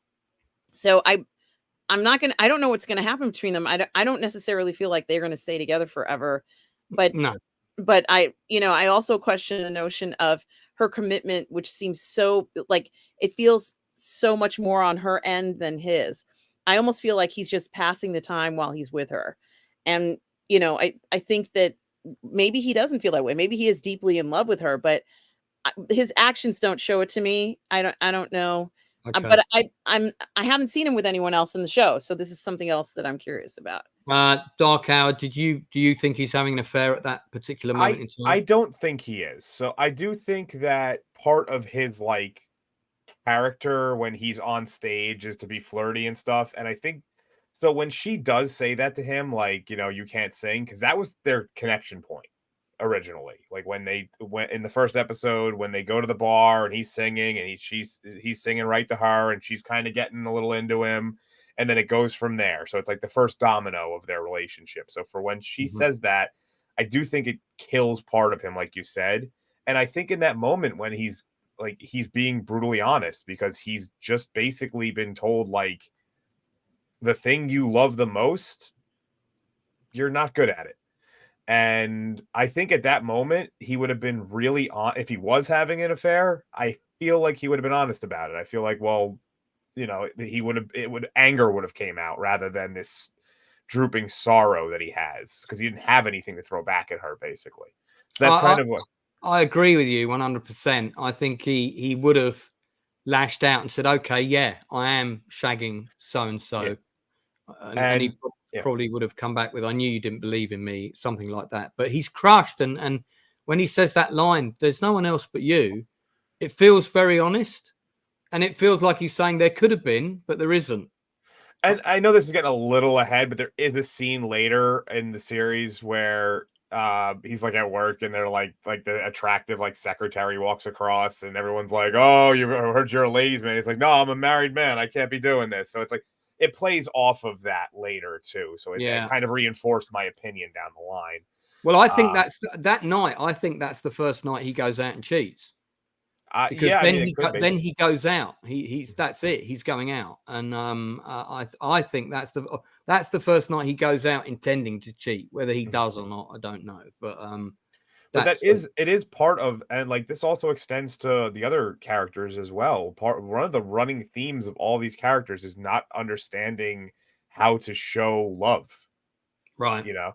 It's different versions for each person, but in this instance, this is this one. With Eccleston, it's like he doesn't know how to love the people closest to him. He loves people further away from him. And Daniel Craig is that he just was never shown any kind of stability of love in his life, at least not recent enough to matter. And so, like, it definitely is a running theme with all the characters that they are incapable of expressing love to the people that matter the most. I think part of Mary's attraction to Tosca is the way he makes her brother laugh, Patrick, the one who's in the wheelchair, who's got, I think he's got cerebral palsy or whichever. He's definitely, I think he has multiple issues. Yeah. I think it's probably cerebral palsy. He definitely has some sort of mental deficiencies as well. Yeah. He's basically like a mess, and it's, he doesn't have, like, he can't fend for himself. He can't take care of himself. There's only one scene or two scenes that show the contrast between Tosca's playfulness with Patrick and Nikki's acknowledgement of Patrick in the room, but he doesn't really take that any further. Whereas Tosca deliberately tries to include Patrick, make him feel good and make him laugh. And you see how Mary responds to that. So she can see Tosca showing affection and love to somebody in a way that she hasn't seen Nikki do. And to expand on what you said about Nikki's inability to show love, that's a big theme between him and his father. He always wanted affection, acknowledgement and praise from his dad. And he never got it ever, even as a kid. And that comes out again. We'll see that further down. Yeah, all three of the guys actually have fairly poor relationships with their fathers, all varying differences. One is more neglectful, so to say, like you just said. One is abusive, like literally abusive, physically abusive, and the other one is not really there. Yeah, he's just kind of he's a doormat to the mum. Yeah, doormat. Yeah, like the mother is really the wears the pants. So it's like none of them have really particularly great father figures in this sense. So the sort of, at one point we're 2 months later into episode 2, which predominantly is set in 67. Sorry, 66, I believe episode 2 is predominantly set in. My apologies. And we're getting to we're covering Nicky's role, and he's working in Donahue's office, and he's being given kind of secretarial jobs to do almost. And one of those jobs is he's to type up a speech recommending why Edwards should be on the New Year's honours list. And Edwards has given this speech to Austin and said, here you go, here's a draft of the speech that you should write about me, saying why I should have the honours and the bullet points. And Austin then charges Nicky to write this up. And Nicky has a line where now he's questioning, he's given up university to be what? A lackey for a person who's basically a promoter for a builder. And he says, is this my job now, writing up speeches for Edwards to get awards that he doesn't deserve? And the whole scene sums up the loss of Nicky's idealistic social world. It all crumbles. It's like, this isn't how the world works. I thought we were going to change things. Actually, we're not. We're just trying to make a builder rich. And so that comes right at the end of the episode. And right at the beginning of the episode is the scene where Geordie says, oh, I hear you work for a builder. And he says, no, I don't. And gets really annoyed about it. And at the end of episode 2, he realizes he does work for a builder. So did you both find by the end of episode 2, because episode 1 is quite hard to get through, and that's worth mentioning for people watching it, is all set up. Yeah. But by the end of episode 2, I think you're quite invested in these 4 people. What's going to happen? I 100% agree with that. Yeah, how was that for you? Yeah, it certainly progresses the story more, and it's an interesting story. So now you're curious as to what's going to happen, and I think it's done very well. So yeah, it was enjoyable to watch by the end of episode 2 for sure. Did you have a favorite character or supporting character? Either of you for by the end of episode 2? You are first. Oh, goodness. That's a good question. I guess maybe the Daniel Craig character. I thought he was going to, things were going to turn out very badly for him, at least at this point. And as I said, I'm not quite sure what his, how things are going to end for him. But, I think that I don't inherently think he's a criminal. And I'm not quite sure why I don't think he's a criminal, although he's involved in criminal activity. So, I hope that at some point, he doesn't end up getting killed over all this stuff. So I'm not worried about the other characters the way I'm worried about Daniel Craig's character. Geordie Peacock is a bit of a lovable rogue in this show. I think of the 4 characters, he's the one character that you could actually say doesn't have a bone in his body. In fact, of all of them, he never intentionally does anybody a deliberate wrong. Yeah, I would agree with that. He never deliberately cheats on somebody. He never betrays anybody's trust. So of the 4 characters, he's the one who I would say morally has the most centered moral compass of all 4 of them, followed closely by Mary. But she does do things ultimately that maybe hurt some people, I think. But yeah, I would say that Daniel Craig, Geordie, he's always trying to also help people that don't deserve it too. That's one thing. That's a common theme with him. Story of my life. That he's he went out of his way to buy an exceptionally expensive gift for somebody who clearly enjoyed it but wasn't really that interested in that. he helps he's always trying to help as it goes along all the people in the porno empire, so to say, or whatever you want to call it. He's always trying to like be like, oh, go easy on this guy, like I think it was this reason why he didn't have the money, or like, and he's kind of like making excuses on other people's behalf all the time. And he's always at his own detriment. It's always it's a negative for him in the end what ends up happening, whether it be financially, physically, emotionally. He's always at the short end of the stick no matter what the situation throughout the entire, up to this point for me, at least up to episode 5. And like, I know you haven't Aram, you haven't reached the 5th episode, but it gets worse for him. Oh my gosh. Yeah, it gets worse. We'll cover we'll go up to the end of episode 3 today. Yeah. So I think with the running just so my like phrasing is, it doesn't get any better for him up to this point. And that's the story. And like, to go back to your original question though, his story is definitely the one I'm most invested in up to this point.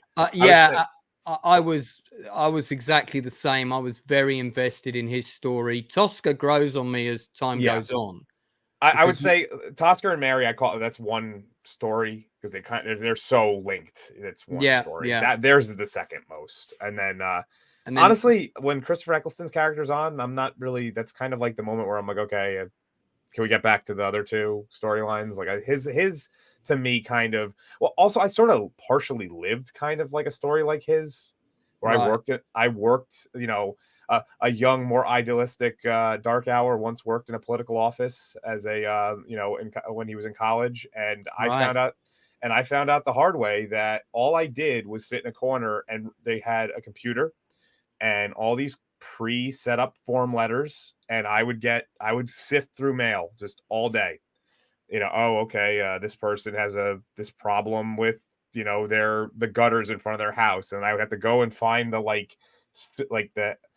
they were mostly generic, but they were like generic for specific departments, so to say. So it'd be like, plumbing in this, traffic in this, and I'd have to find the one that was closest to what they were complaining about, put their name in it, type in, there would be a blank line where it was like, this, I'm not going to say which politician I worked for, but such and such is very invested in this, and we will take care of your problem with your gutters as soon as possible, and then put that in a thing and send it out every day. I did that for 8 hours, 2 days a week.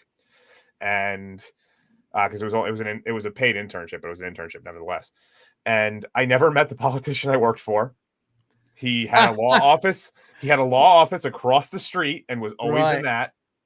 And so, like, I guess, I know that I'm going off on a bit of a tangent here. No. There's an interesting parallel to the Nikki Hutchinson story. So I think that might be why I'm not as invested, because I sort of lived his story. Sure. Where I thought I was getting involved with something that was bigger than it was, and I got there and it was not what I expected.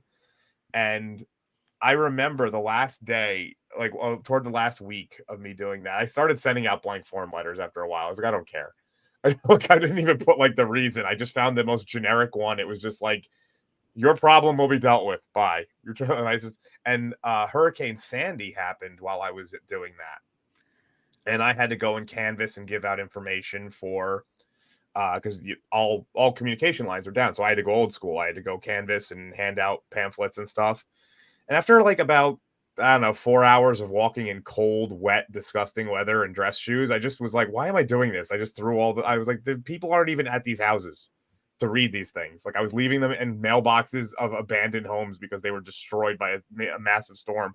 I just put them all like down and just went home. Just like, why am I wasting my time? You're probably not the first person to do that. Funny enough, the big UK storm of 87, and you can Google that, was a real thing that happened. It was huge, biggest storm ever to hit the country in my lifetime.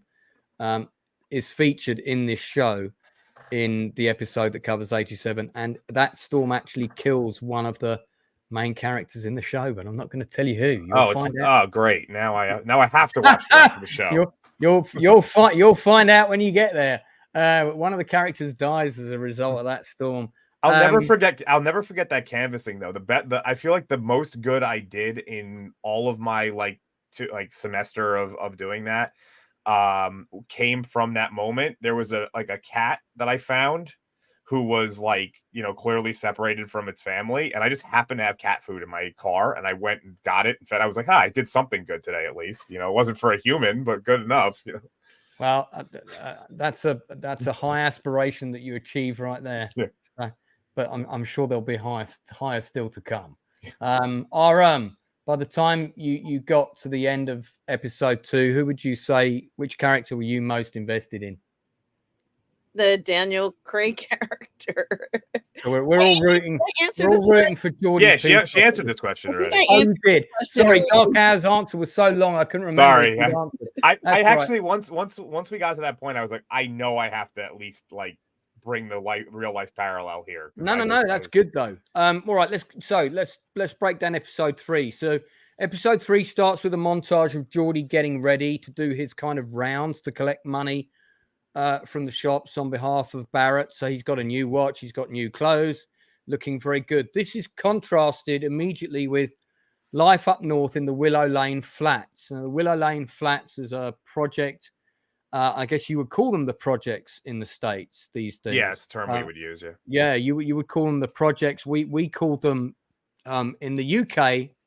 They had a far less salubrious term. They were called housing estates, and the Willow Lane Flats do become the Willow Lane Estate later in the show, and we show Nikki arriving to visit the flats. And they're cold and damp. They smell musty. They're not very nice. Mary absolutely hates living there. Tosca now has a job stenciling crates that go to Rhodesia in South Africa. He's just working in a factory. That storyline, which is only covered briefly in the TV show, was massive in the original play, bearing in mind that the original play ended in 1979. And so the whole kind of Western countries supporting Rhodesia in the time of apartheid, therefore de facto supporting South Africa with imports and exports, etc. At the time when other countries were banning trade and putting pressure on South Africa over apartheid, was quite a big sort of social message within the stage play. In the TV show, it's only briefly touched upon. We cut back to Soho, and Geordie at the end of his collections, and as you say, Dark Hour, being relatively nice to people about it, he comes back, meets with Benny, gives Benny the money, etc., etc. And we've already been introduced to Benny's kind of number one girl. The name of her character, I forget. But Benny leaves, and then her and Geordie are immediately at each other, ripping each other's clothes off, and they're having an affair. Now, we know that Barrett also has a wife because he refers to his wife, although we never meet her in the show. The real guy upon whom Barrett is based did actually find out his wife was having an affair with somebody, and he beat that person to within an inch of his life. And that character is actually based on Cyril, played by Stephen Marcus, who would later come back and testify against him. Which resulted in criminal charges being brought against him way down the line when it all fell apart. So, but Benny comes back, and there's that scene where Malcolm McDowell peers around the corner, and he sees that they're having the affair. Quick question for the both of you. Short answers, please. Do you think, just because I want to move on to the next bit, do you think that he already knew they were having the affair in that scene, or was this the moment of discovery? That's why he said he wasn't going to be home or coming back, and he was expecting to catch them in the act. And to be honest with you, it was a test, wasn't it? Yes. I think it was, he needed to catch him to confirm it. So he could have stopped them at that moment. I don't think he did. He waited till later to tell him that all women are alike. And these are sadly, the women who are at this establishment are unfortunately prostitutes as well. And it's like Last Night in Soho, the movie, where, they're expecting all of these women. Julia, by the way. Sorry. Yeah, Sorry, Butcher. Yeah. I So you're remember the name. performing Yeah, I'm this just act, the actress is Lisa Salter, I think, or Louise Salter. Do and continue. Sorry. I don't believe that he thought that she was going to suddenly abandon the boss and be his, but I also don't think that he was expecting his boss to say, um kind of like call him out every time he has sex with somebody. It's true that that's the boss's girl and that's who he's screwing right now, but truth be told, the last thing you want is for someone to say, hey, I saw you were screwing around with this person, maybe you shouldn't. Like, no one wants to hear that. And he had to kind of control. I think that he must have an incredible amount of self-control, because he just listened to what the boss said, but I don't know whether he needed or liked having anybody tell him. It's kind of like, well, look at how I can take somebody that you've been screwing around with and show you what they'll do for money. It's kind of almost like he's showing up and saying, there will never be a girl that's ever going to leave me to be with you because she loves you. She's going to be with me because I'm paying her money, and no one could really ever care about you. I mean, I'm taking it a little bit further, but the Yeah, crowd very that good. he's around, this behavior is very bad for somebody like this Daniel Craig character, because Yeah. I still don't believe that he's this horrible person. He seemed like a good guy. So I'm having difficulty accepting that he's in this corrupted lifestyle now, and I don't think it's for him. No, I mean, he's in love with her. He wants to run away with her. That does come up later. And she is also based on a real person. I mean, Geordie Peacock is not based on a real person, but yeah. So we established they're having the affair. Now, sticking with the Soho storyline, shortly after this, we have the scene where they're told they're no longer doing any raids in Soho, the police squad. Danny Webb is showing his frustration. John Solway walks in, who's his immediate boss, who's played by the wonderful David Schofield, as shown here in Gladiator. I just thought I'd get that picture up so people would remember him from a much more internationally known production. Fantastic actor. And there's the wonderful scene where very slowly and deliberately with his thumb, he counts out the money and puts it out on the desk. And it's around 50 or 60 quid each, which in today's terms, in terms of what that was worth back then, would be probably about, not far off $1,000 in terms of what you could buy for it now. So you're not just talking about money for a couple of meals, but you're talking about enough to pay, a couple of months rent on your apartment or whatever the equivalent would have been back then. And Danny Webb is the one person, his character is the one person who doesn't want to take the money. And Solway grabs the money and puts it in his pocket. And we never see Conrad take the money out. We just see his frustration that he doesn't want to take the bribe, and that has consequences later. But the immediate next scene, he's in with Donald Sumter's character, who's his immediate boss, Harold Chappell, and he's like, "Why do you want to leave the squad now? I need a change of scene, sir." And I remember watching that scene and thinking, "God, I've got to work with Danny. I really like this actor," and we have since then. And that's him out of the Soho dirty squad. And that still will come back round later. It doesn't end there. Let's go through the rest of the Soho storyline that happens in episode 3. The other thing that happens is Tosca comes down to Soho to meet Geordie. That's a great scene because Barrett's driving the Rolls Royce and pretends to be Geordie's chauffeur. And that's Tosca's introduction. And of course, we'll come back to it in a minute, but this is not long after Tosca's had the big fight with Mary that you referred to earlier, the whole "you never say you love me." And Tosca obviously wants to get away for a bit. And he comes down and he meets Benny.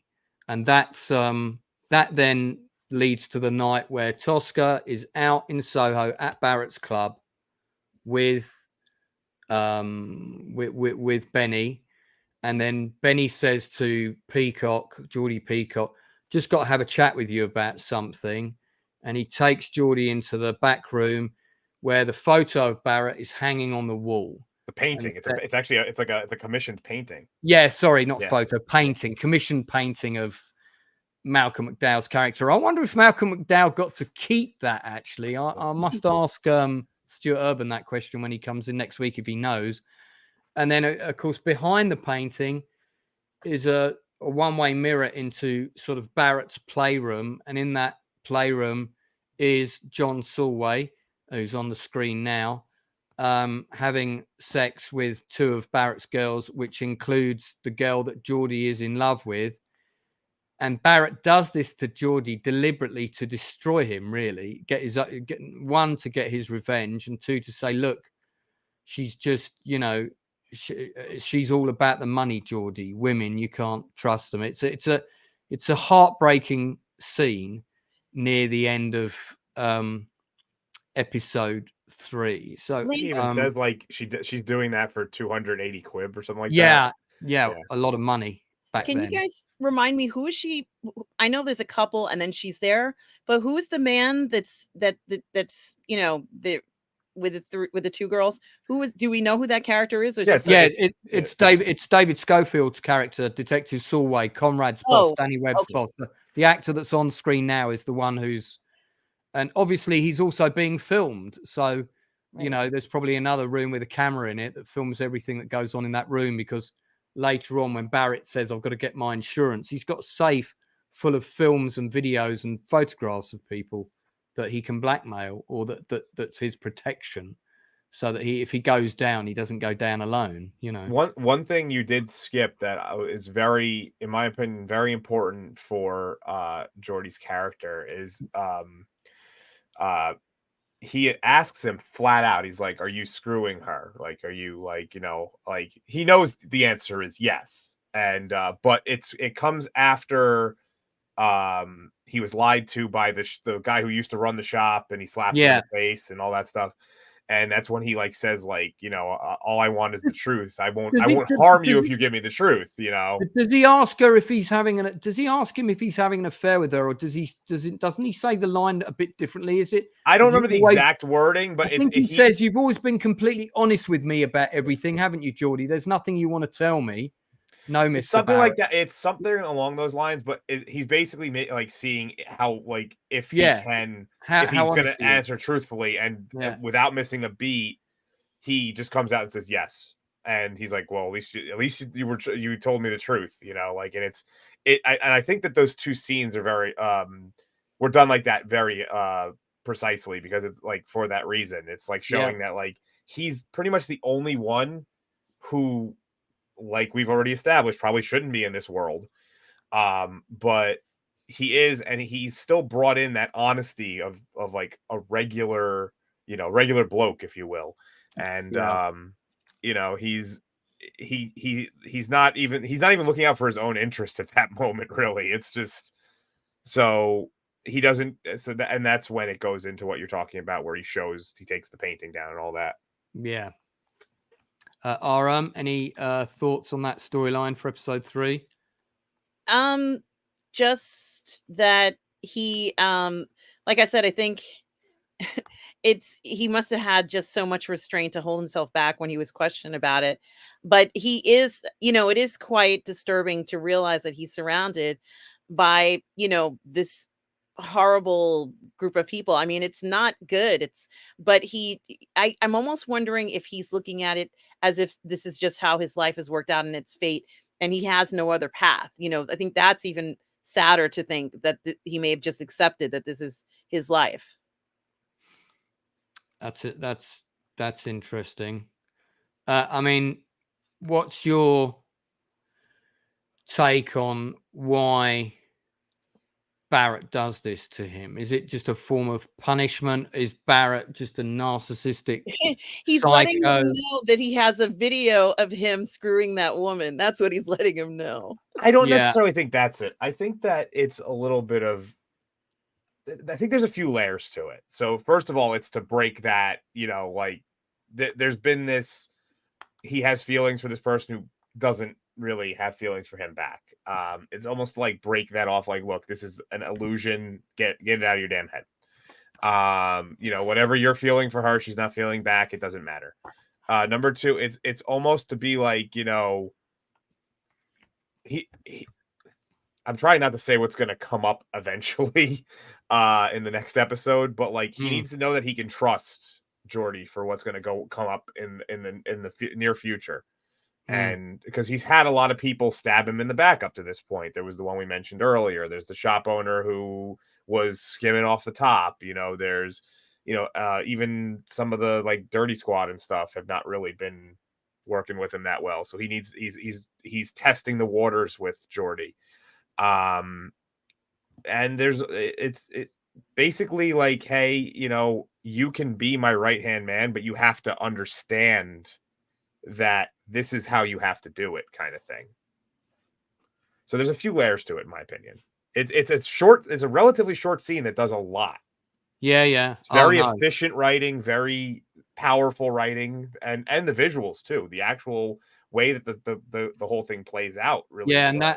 and that's the last scene of episode 3, which is a pretty big sledgehammer. Interestingly enough, episode 3 also introduces us to the top police commissioner of the Met, the head of the Met at the time, who's played by British character actor Peter Jeffrey. He's the one who goes down to look at the scene for himself with his driver, and he goes, "Oh, drive on."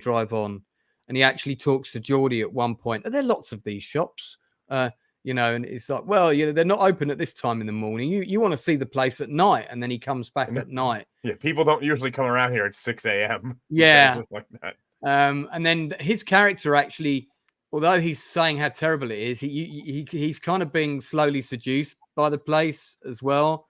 So interesting side note, his daughter is actress Victoria Jeffrey, and she was in the play that I just directed about the post office scandal. So I just worked with the daughter of that guy. And yeah, I mean, Peter Jeffrey's fantastic in this. He's a great character actor. He pops up in things like he's in Brazil, directed by Terry Gilliam. He's got a huge body of work. If you look on his IMDb, I might show his picture in a second. By the time we get to the end of episode 3, Daniel Craig and Christopher Eccleston kind of look like this. I love it. As opposed to how they looked earlier. And that's also one of the things that I think is fantastic about the show is the production design and art direction. Most people won't have seen Mark Strong with hair. Yeah, I think this is the first time I ever saw him with hair, actually.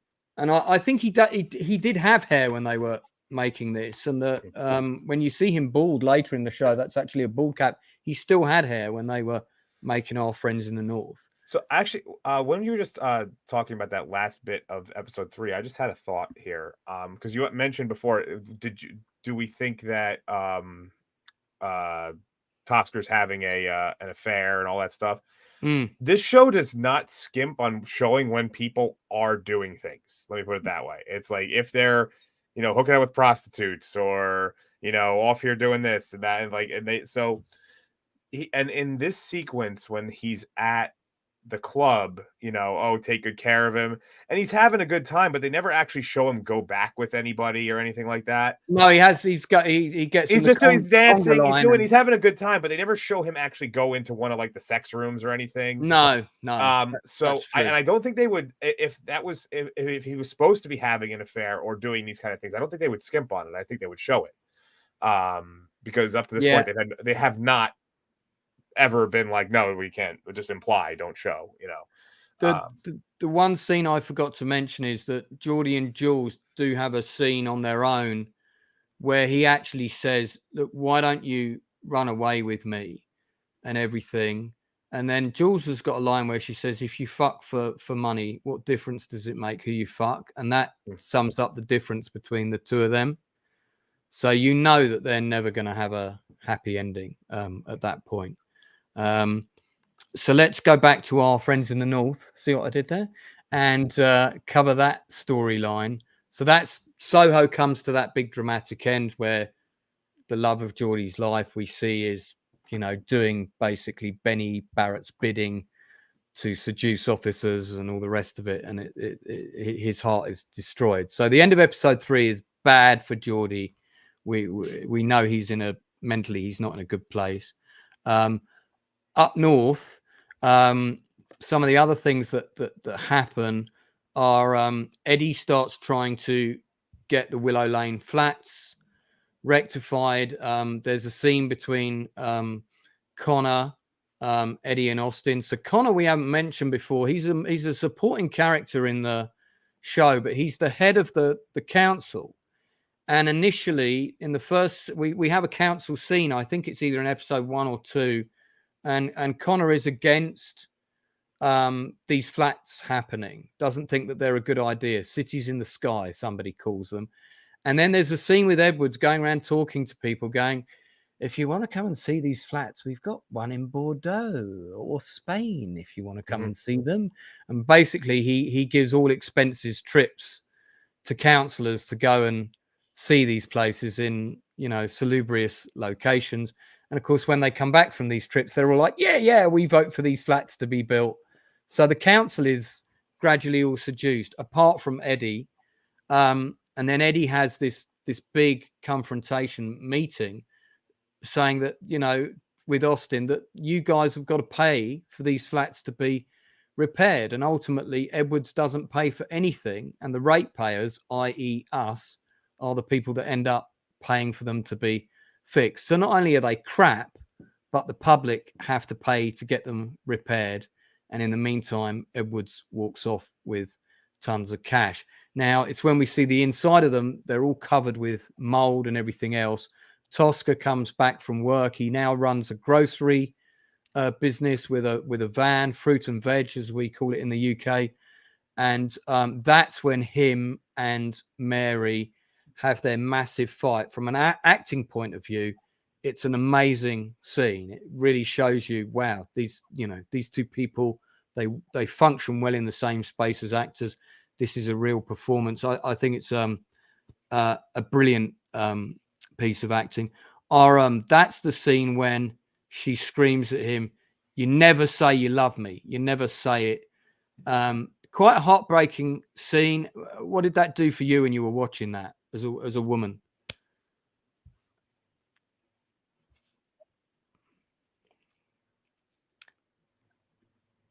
Are you thinking about it? Did she? Or is she muted? We can't hear you. Or have you not replied yet? Oh. Yeah, I'm sorry, I'm having little connectivity issues. Yeah, you had a bit of lag. Did you hear my question though? No, I didn't. No. So my question was, because you mentioned it earlier, the big scene between Tosca and Mary, where she says, "You never say you love me," and it's a really powerful moment, and it's a really powerful piece of acting. For you as a woman, did that scene really hit you? What did it make you feel? You know. Yeah, I mean, she's another person who's suffering, as I said, from a marriage of neglect, and I don't think she's ever going to be able to convince him or sway him into what she needs in a relationship. Because I said from the beginning, I think she was more committed to doing this than he was. I'm not quite sure why she committed to this relationship, but it might have been the era, because a lot of people felt that that was the best thing to do at the time, and I can't fault her for that. But his personality does not liken me to think that most women would say, I've got to have a relationship with that man. He seems open to one. I didn't necessarily get that from him. He seems very immature. And whether or not he does grow up, you know, in her lifetime or not, I think she's so far beyond, you know, what she wants from life and what he wants from life. They're not going to intersect. They don't have the same dreams.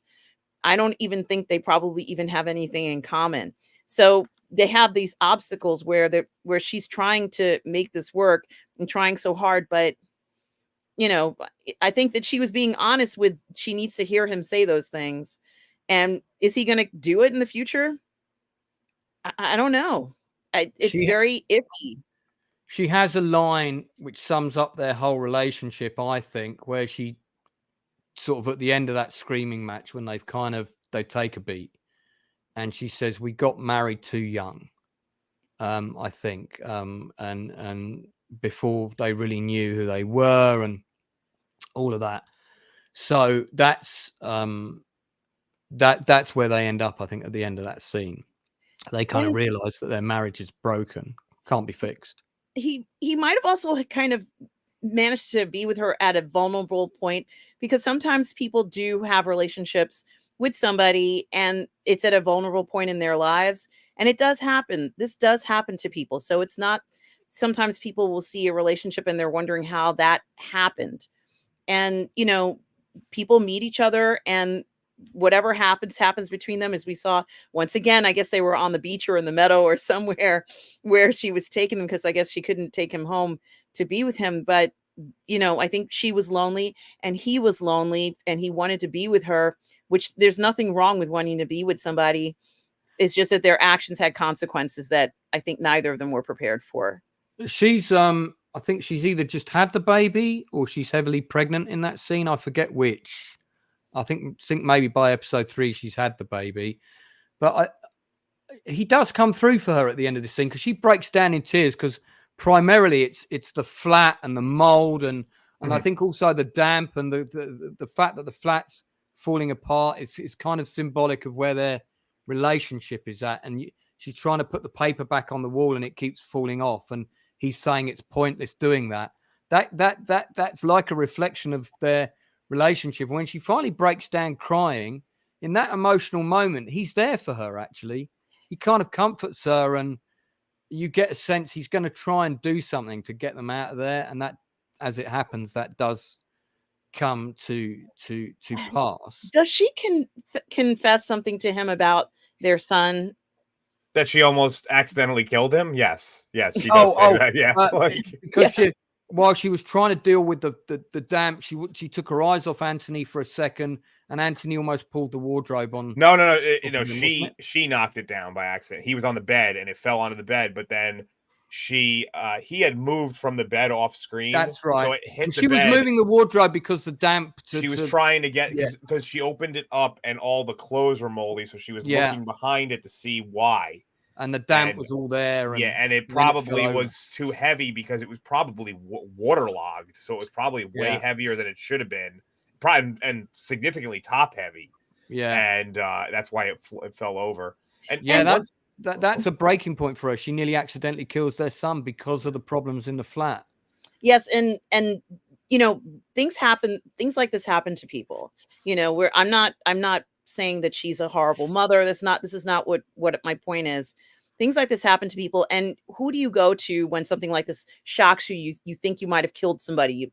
Your son specifically, Well, you're going to go to your spouse, that person that you love, and you're going to say, I had the worst day. I have to talk to you about this. Something's bothering me. And I think that before she had that conversation about whether or not he still loved her, she wasn't even strong enough to go to him and say, something terrible happened today and I feel terrible. And most men would probably do something like, it's okay, honey. We know you didn't want to kill our son. Like we love you, right? That's what most men would say. Yeah.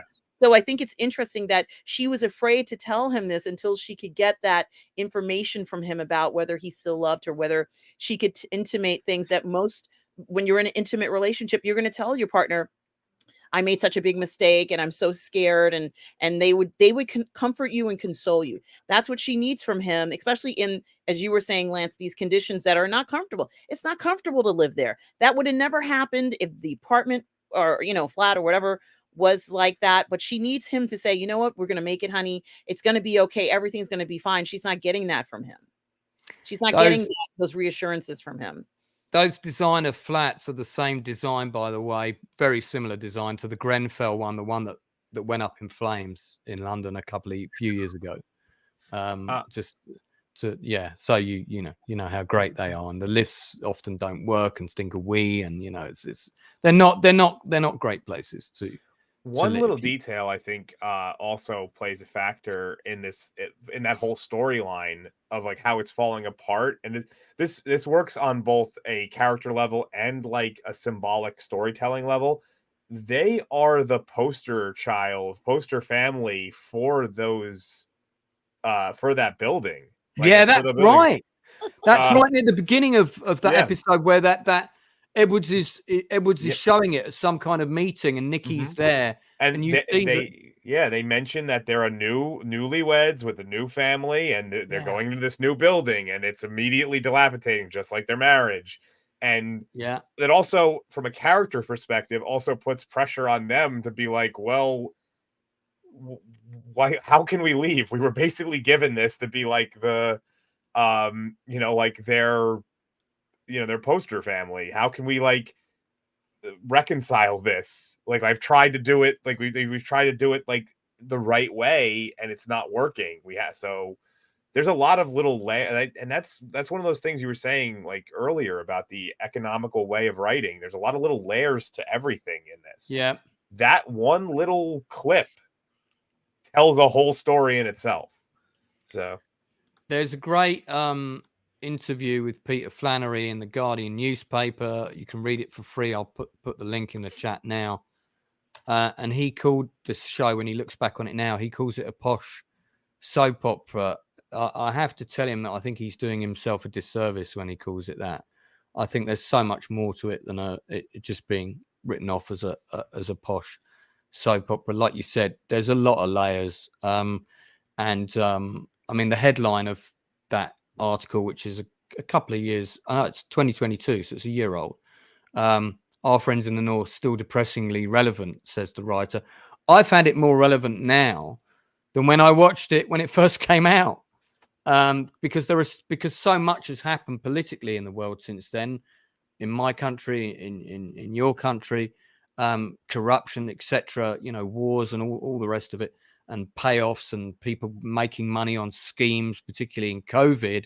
It's so relevant now. It's so relevant. And that's a testimony of good writing, Peter, that it's so relevant now. So I was and I did just want to mention this movie, and I mentioned it already. It's called Last Night in Soho. yeah, I think Edgar Wright directed, and of course it stars Anna Taylor-Joy and another actress whose name I can't remember just now. It's the last appearance of Diana Rigg. And what was really interesting about the film was that in the film, this girl has these dreams where she switches characters and she's alive in Soho at that time.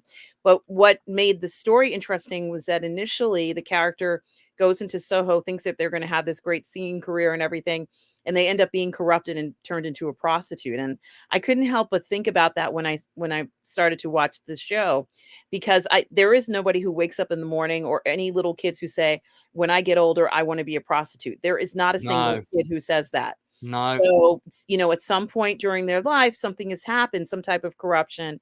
It, obviously, as you said, the schemes and everything, but it also, they have to pull in people to play those roles, those women who are in these places. And I couldn't help but think of that, seeing it here as well. And I'm glad that they are kind of, pointing towards that in this story, because it's the corruption, financial corruption, but also the corruption of the people involved, including the Daniel Craig character.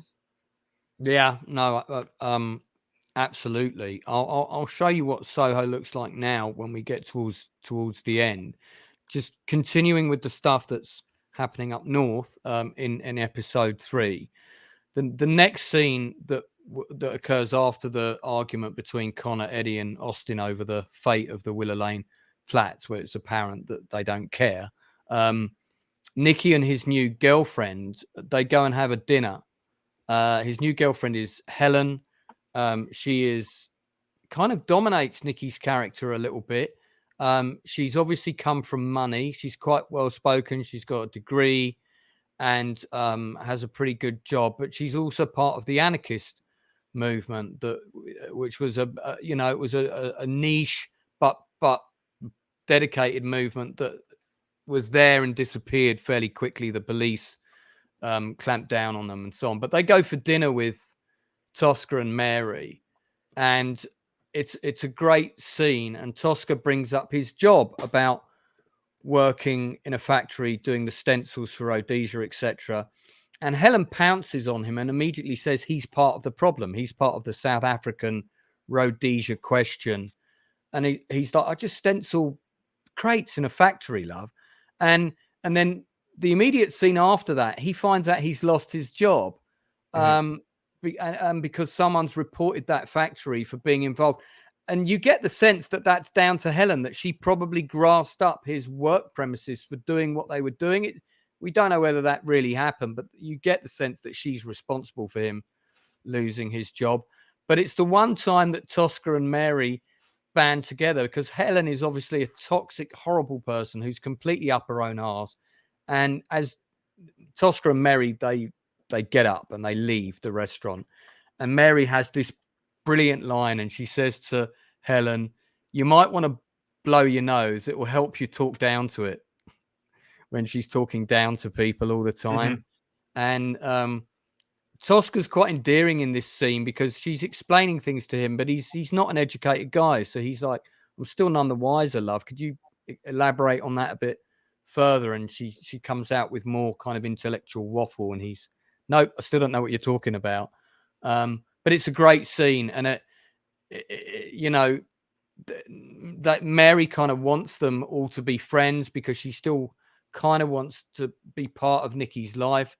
Tosca's not really bothered, but he goes along with it. The fact that he agrees to go, I think, is because he still does want to please Mary. He still does. There's part of him that still wants their marriage to work. They've got 2 young children. They're trying to keep it going for the sake of their kids. How did you guys like that scene? You want me to go first, or yeah, go for it. So that scene was to me, that was actually like, I think we've all been in a situation like that where like we want to leave something that's really not for us, but like we're bound to it. And the way it was written was so well, because it's like, the whole time it's implying, oh, well, you're not, you're just a factory worker, all that stuff you just said. And then like probably the best exchange that happens in that, besides the nose part, was them kind of arguing over who's going to pay, because it's like Tosca's like, "No, I can afford to pay. Like, I don't, like, you don't need to." And it shows that there's this disconnect between these characters who grew up now. He's gone down a path that they don't even understand. He's gone so far, like they sort of understood where he was coming from when they were younger. He was still kind of speaking above them, but at least it was grounded enough where they could figure it out a little bit. Now he's gone so far off the deep end into this anarchist movement with this woman who they can't even put together like half of a sentence that she's trying to, and it's a great point, to a pivot point in the script of like, okay, they're not even speaking the same language anymore, basically. Yeah. So you're talking about Nikki Hutchinson, Christopher Eccleston's character. Yeah, well, all of them is, because it's the whole thing is that they're all friends and they all come from a common place, and they're going in vastly different directions. And this is a great pivot point in the script. What I'm saying is that it's showing that I think this is this is 8 years into the story or something like that. Yeah. And how much you would grow apart in those 8 years if you're on clearly different pathways. For us, it's 3 hours, but in the story, it's a lot longer. It's a shame that the actress who played Helen, and I've found a picture of her. This is her on the right here. Is Harriet Keevil. And I mean, she may well have done a huge amount of stage work, as a lot of British actors do. But it's a shame that I haven't seen her do more, because she's deliciously brilliant in this role, and very kind of smug, and she's got about 5 or 6 scenes maybe in the show. I think she's in the next episode as well. I think she's in episode 4. They made her like way more homely looking too in the show. Like she's like, just looking at a picture of her there and then like remembering what she looked like in the show, I'm like, they definitely like uglied her up a little bit. Yeah, well, they make her she's a bit of a snob. Yeah. and as I said, she's all of these, the 3 friends, they've all come from working class backgrounds. She's clearly come from money. Yeah. So it's that sort of thing with her. Are any comments on that scene before I wrap up the rest of the storyline and this episode de facto? No, you're right about this class divide, and that's something that is unfortunately something. It's very hard to have certain classes mixed with others peacefully, and oftentimes it is. I'm not going to say it isn't, but oftentimes in many of these dramas it is snobbery, and there's a certain sense or a certain feeling of elitism that the character would have towards everyone around them. The realization, or at least the notion that they couldn't possibly understand how things are because they're from a different class. And it is unfortunate, but that attitude, I think was quite pervasive. I know in the United States for sure. I don't know about in the UK if that's still an issue, but anybody can make money, but the hardest thing to do is to be a social climber and to come out of a certain class, which all of these individuals are from the working class. So that's the hardest thing, would be to kind of think, or at least achieve a change in class, because part of the change is that the class you're trying to go into would accept you.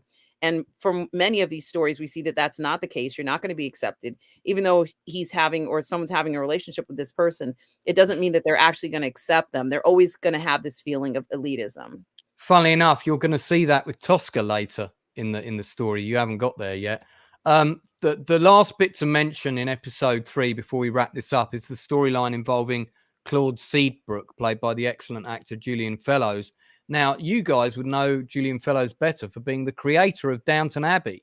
This is the guy that created that show. Wonderful. He had a career as an actor before he got into kind of writing and producing. He's done he wrote and directed several films that are like precursors to Downton Abbey that are very much within that milieu. But he plays a conservative politician, Claude Seedbrook, again based on a real guy, who Edwards, through courting Austin Donahue, was able to get on board as a chairman for Edwards System Building Overseas, so that Edwards System Building Overseas, a separate company, would have credibility in getting foreign contracts. And as a result of having this person on the chair, they made quite a lot of money. Now, that storyline is going to become relevant with Danny Webb's character, which we'll get into next time. The other thing that happens because of all this rift and the Willow Lane flats not being rectified is Austin Donahue distances himself from Edwards. He has a big falling out, and he decides to make a big bid for a television channel franchise for TV for the North. This did really happen. There was a bid put in by the North, and unfortunately, Austin loses that bid. So his career now is the man who was called Mr. Newcastle. That was his nickname. His career is kind of in the doldrums.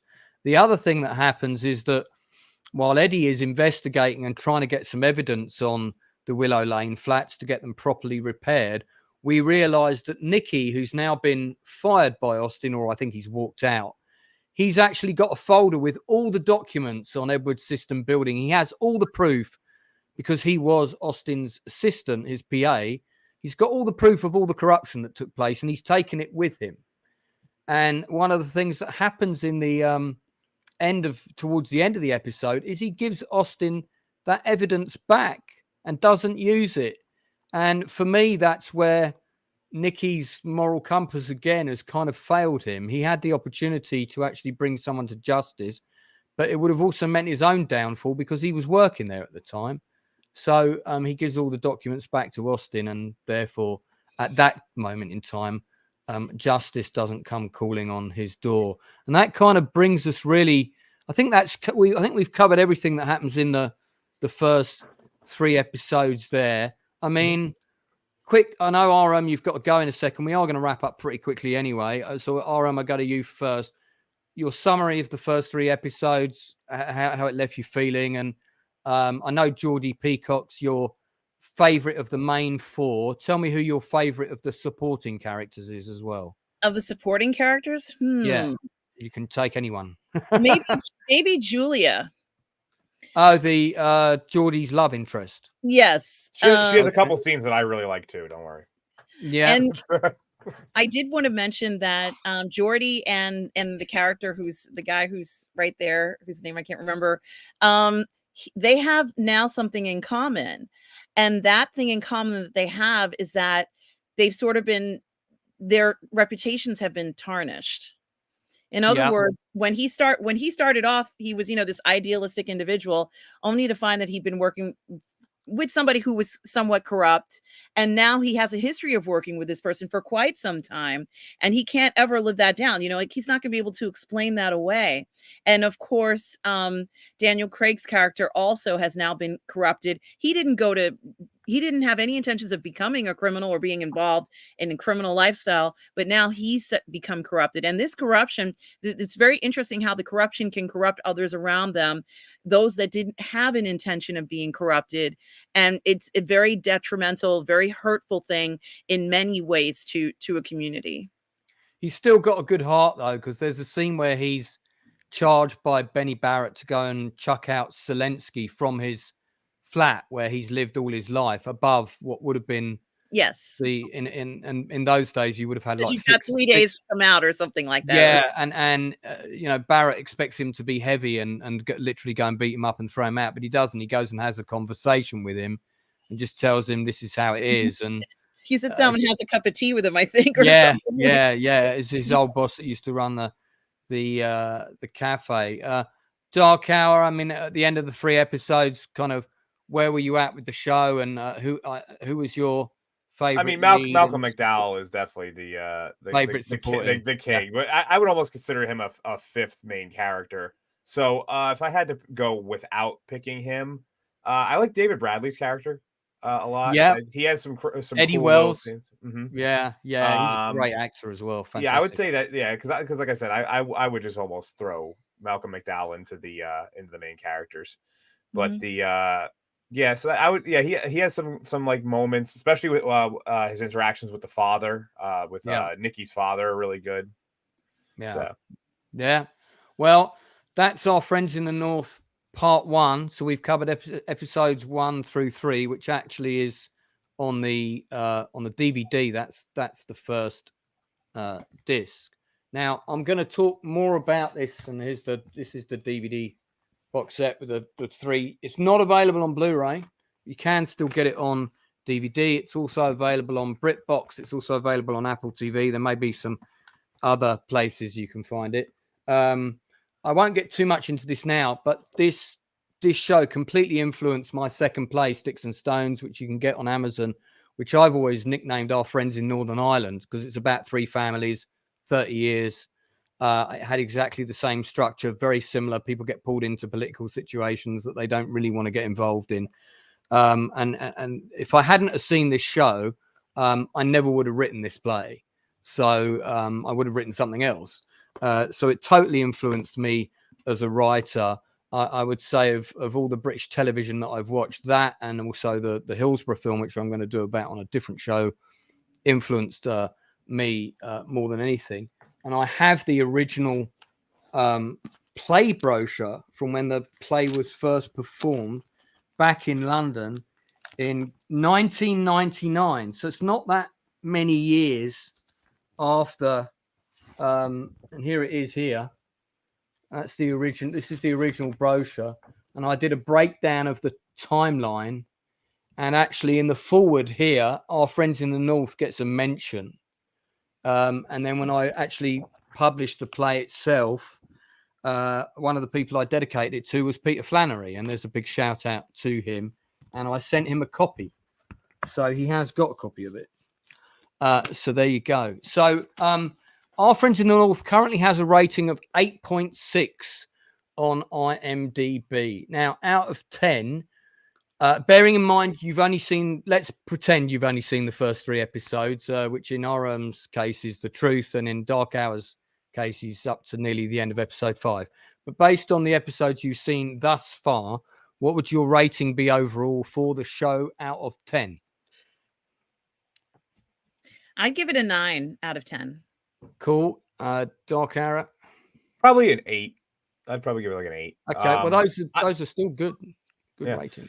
The first episode is the only one that kind of drags it down for me, but the second, third, fourth episodes, all very good. Like I said, I've been able to really find those sequences where I, pick it out like this the multiple layers and stuff, which is always a great thing. If you could do that with a show, you got to put it at a high rating, in my opinion.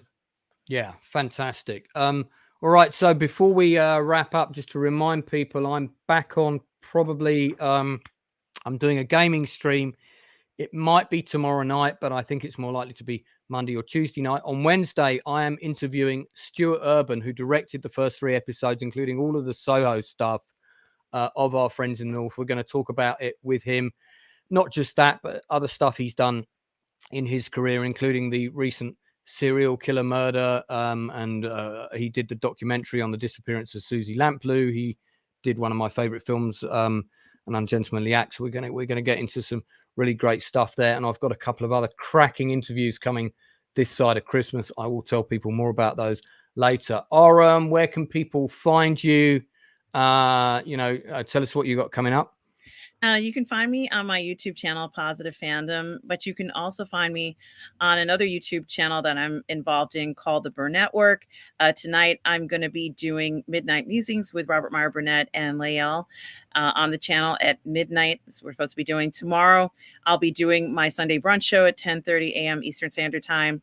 And you can find me on those 2 channels, Positive Fandom and The Burn Network. And Dark Hour, same if you please. Yeah, obviously my channel is the same as my name here. Upcoming shortly. I'm going back to reviews for a little while, reviewing some things. Loki season 2. I want to do the Marvels. Then I'll go back to my video essays after that. And also involved with the show you've been on with us, Sohos, the Uninspired Hour or so, which is a film breakdown show for the most part. And we will be returning next week with Shaun of the Dead. We will be doing. Oh, and a lot of that was filmed just up the road from me, funnily enough. Yeah, I actually was able, what is it? Little Platoon actually wanted to be involved with that one. So hopefully he's 100% available for that. Fantastic. This is Soho now. And just so you know, this is the actual street that the street is based on in the show. So now this is very early in the morning. So to quote Geordie, you should see it at night. Wait, can you go back real quick? I'm we're just gonna do a full 360, I guess. Yeah. So and this, I don't know if we can see it here. This building here that's kind of got this grill on it now. You can't quite see it, but that sign at the top there, that used to be the Raymond Review Bar, which was owned by Paul Raymond. There's a film about him.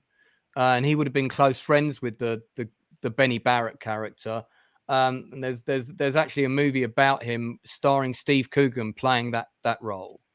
And down here would have been all adult bookstores. There's still some. There's one big one on the corner that's been there for forever. Now you've got yogurt, and then that's a gay sex store, So this is Soho today. So there you go, to give you an idea. We'll look at Newcastle next time. So, guys, thanks so much for coming on. Really appreciate it. I also appreciate you taking the time to sit down and watch a British show that you were previously unfamiliar with and give your opinion on it. And I think that's very interesting. I have a feeling that Mr. Flannery himself may well watch this episode. So it's going to be interesting for him to hear how people not from the culture and politics that he's written about have found the show and how they found the characters and everything else. And I look forward to talking to Stuart Urban about it next Wednesday. So in the meantime, it just remains me to say thank you very much for my guests for coming on the show. Thank you for all those people that have watched and left comments. And I'll see you all again real soon. And if not real soon, on Wednesday evening at 7 p.m. with the Stuart interview, GMT. So 7 p.m., 2 p.m. Eastern Coast time. Thanks very much. Bye. Guys, we are off air.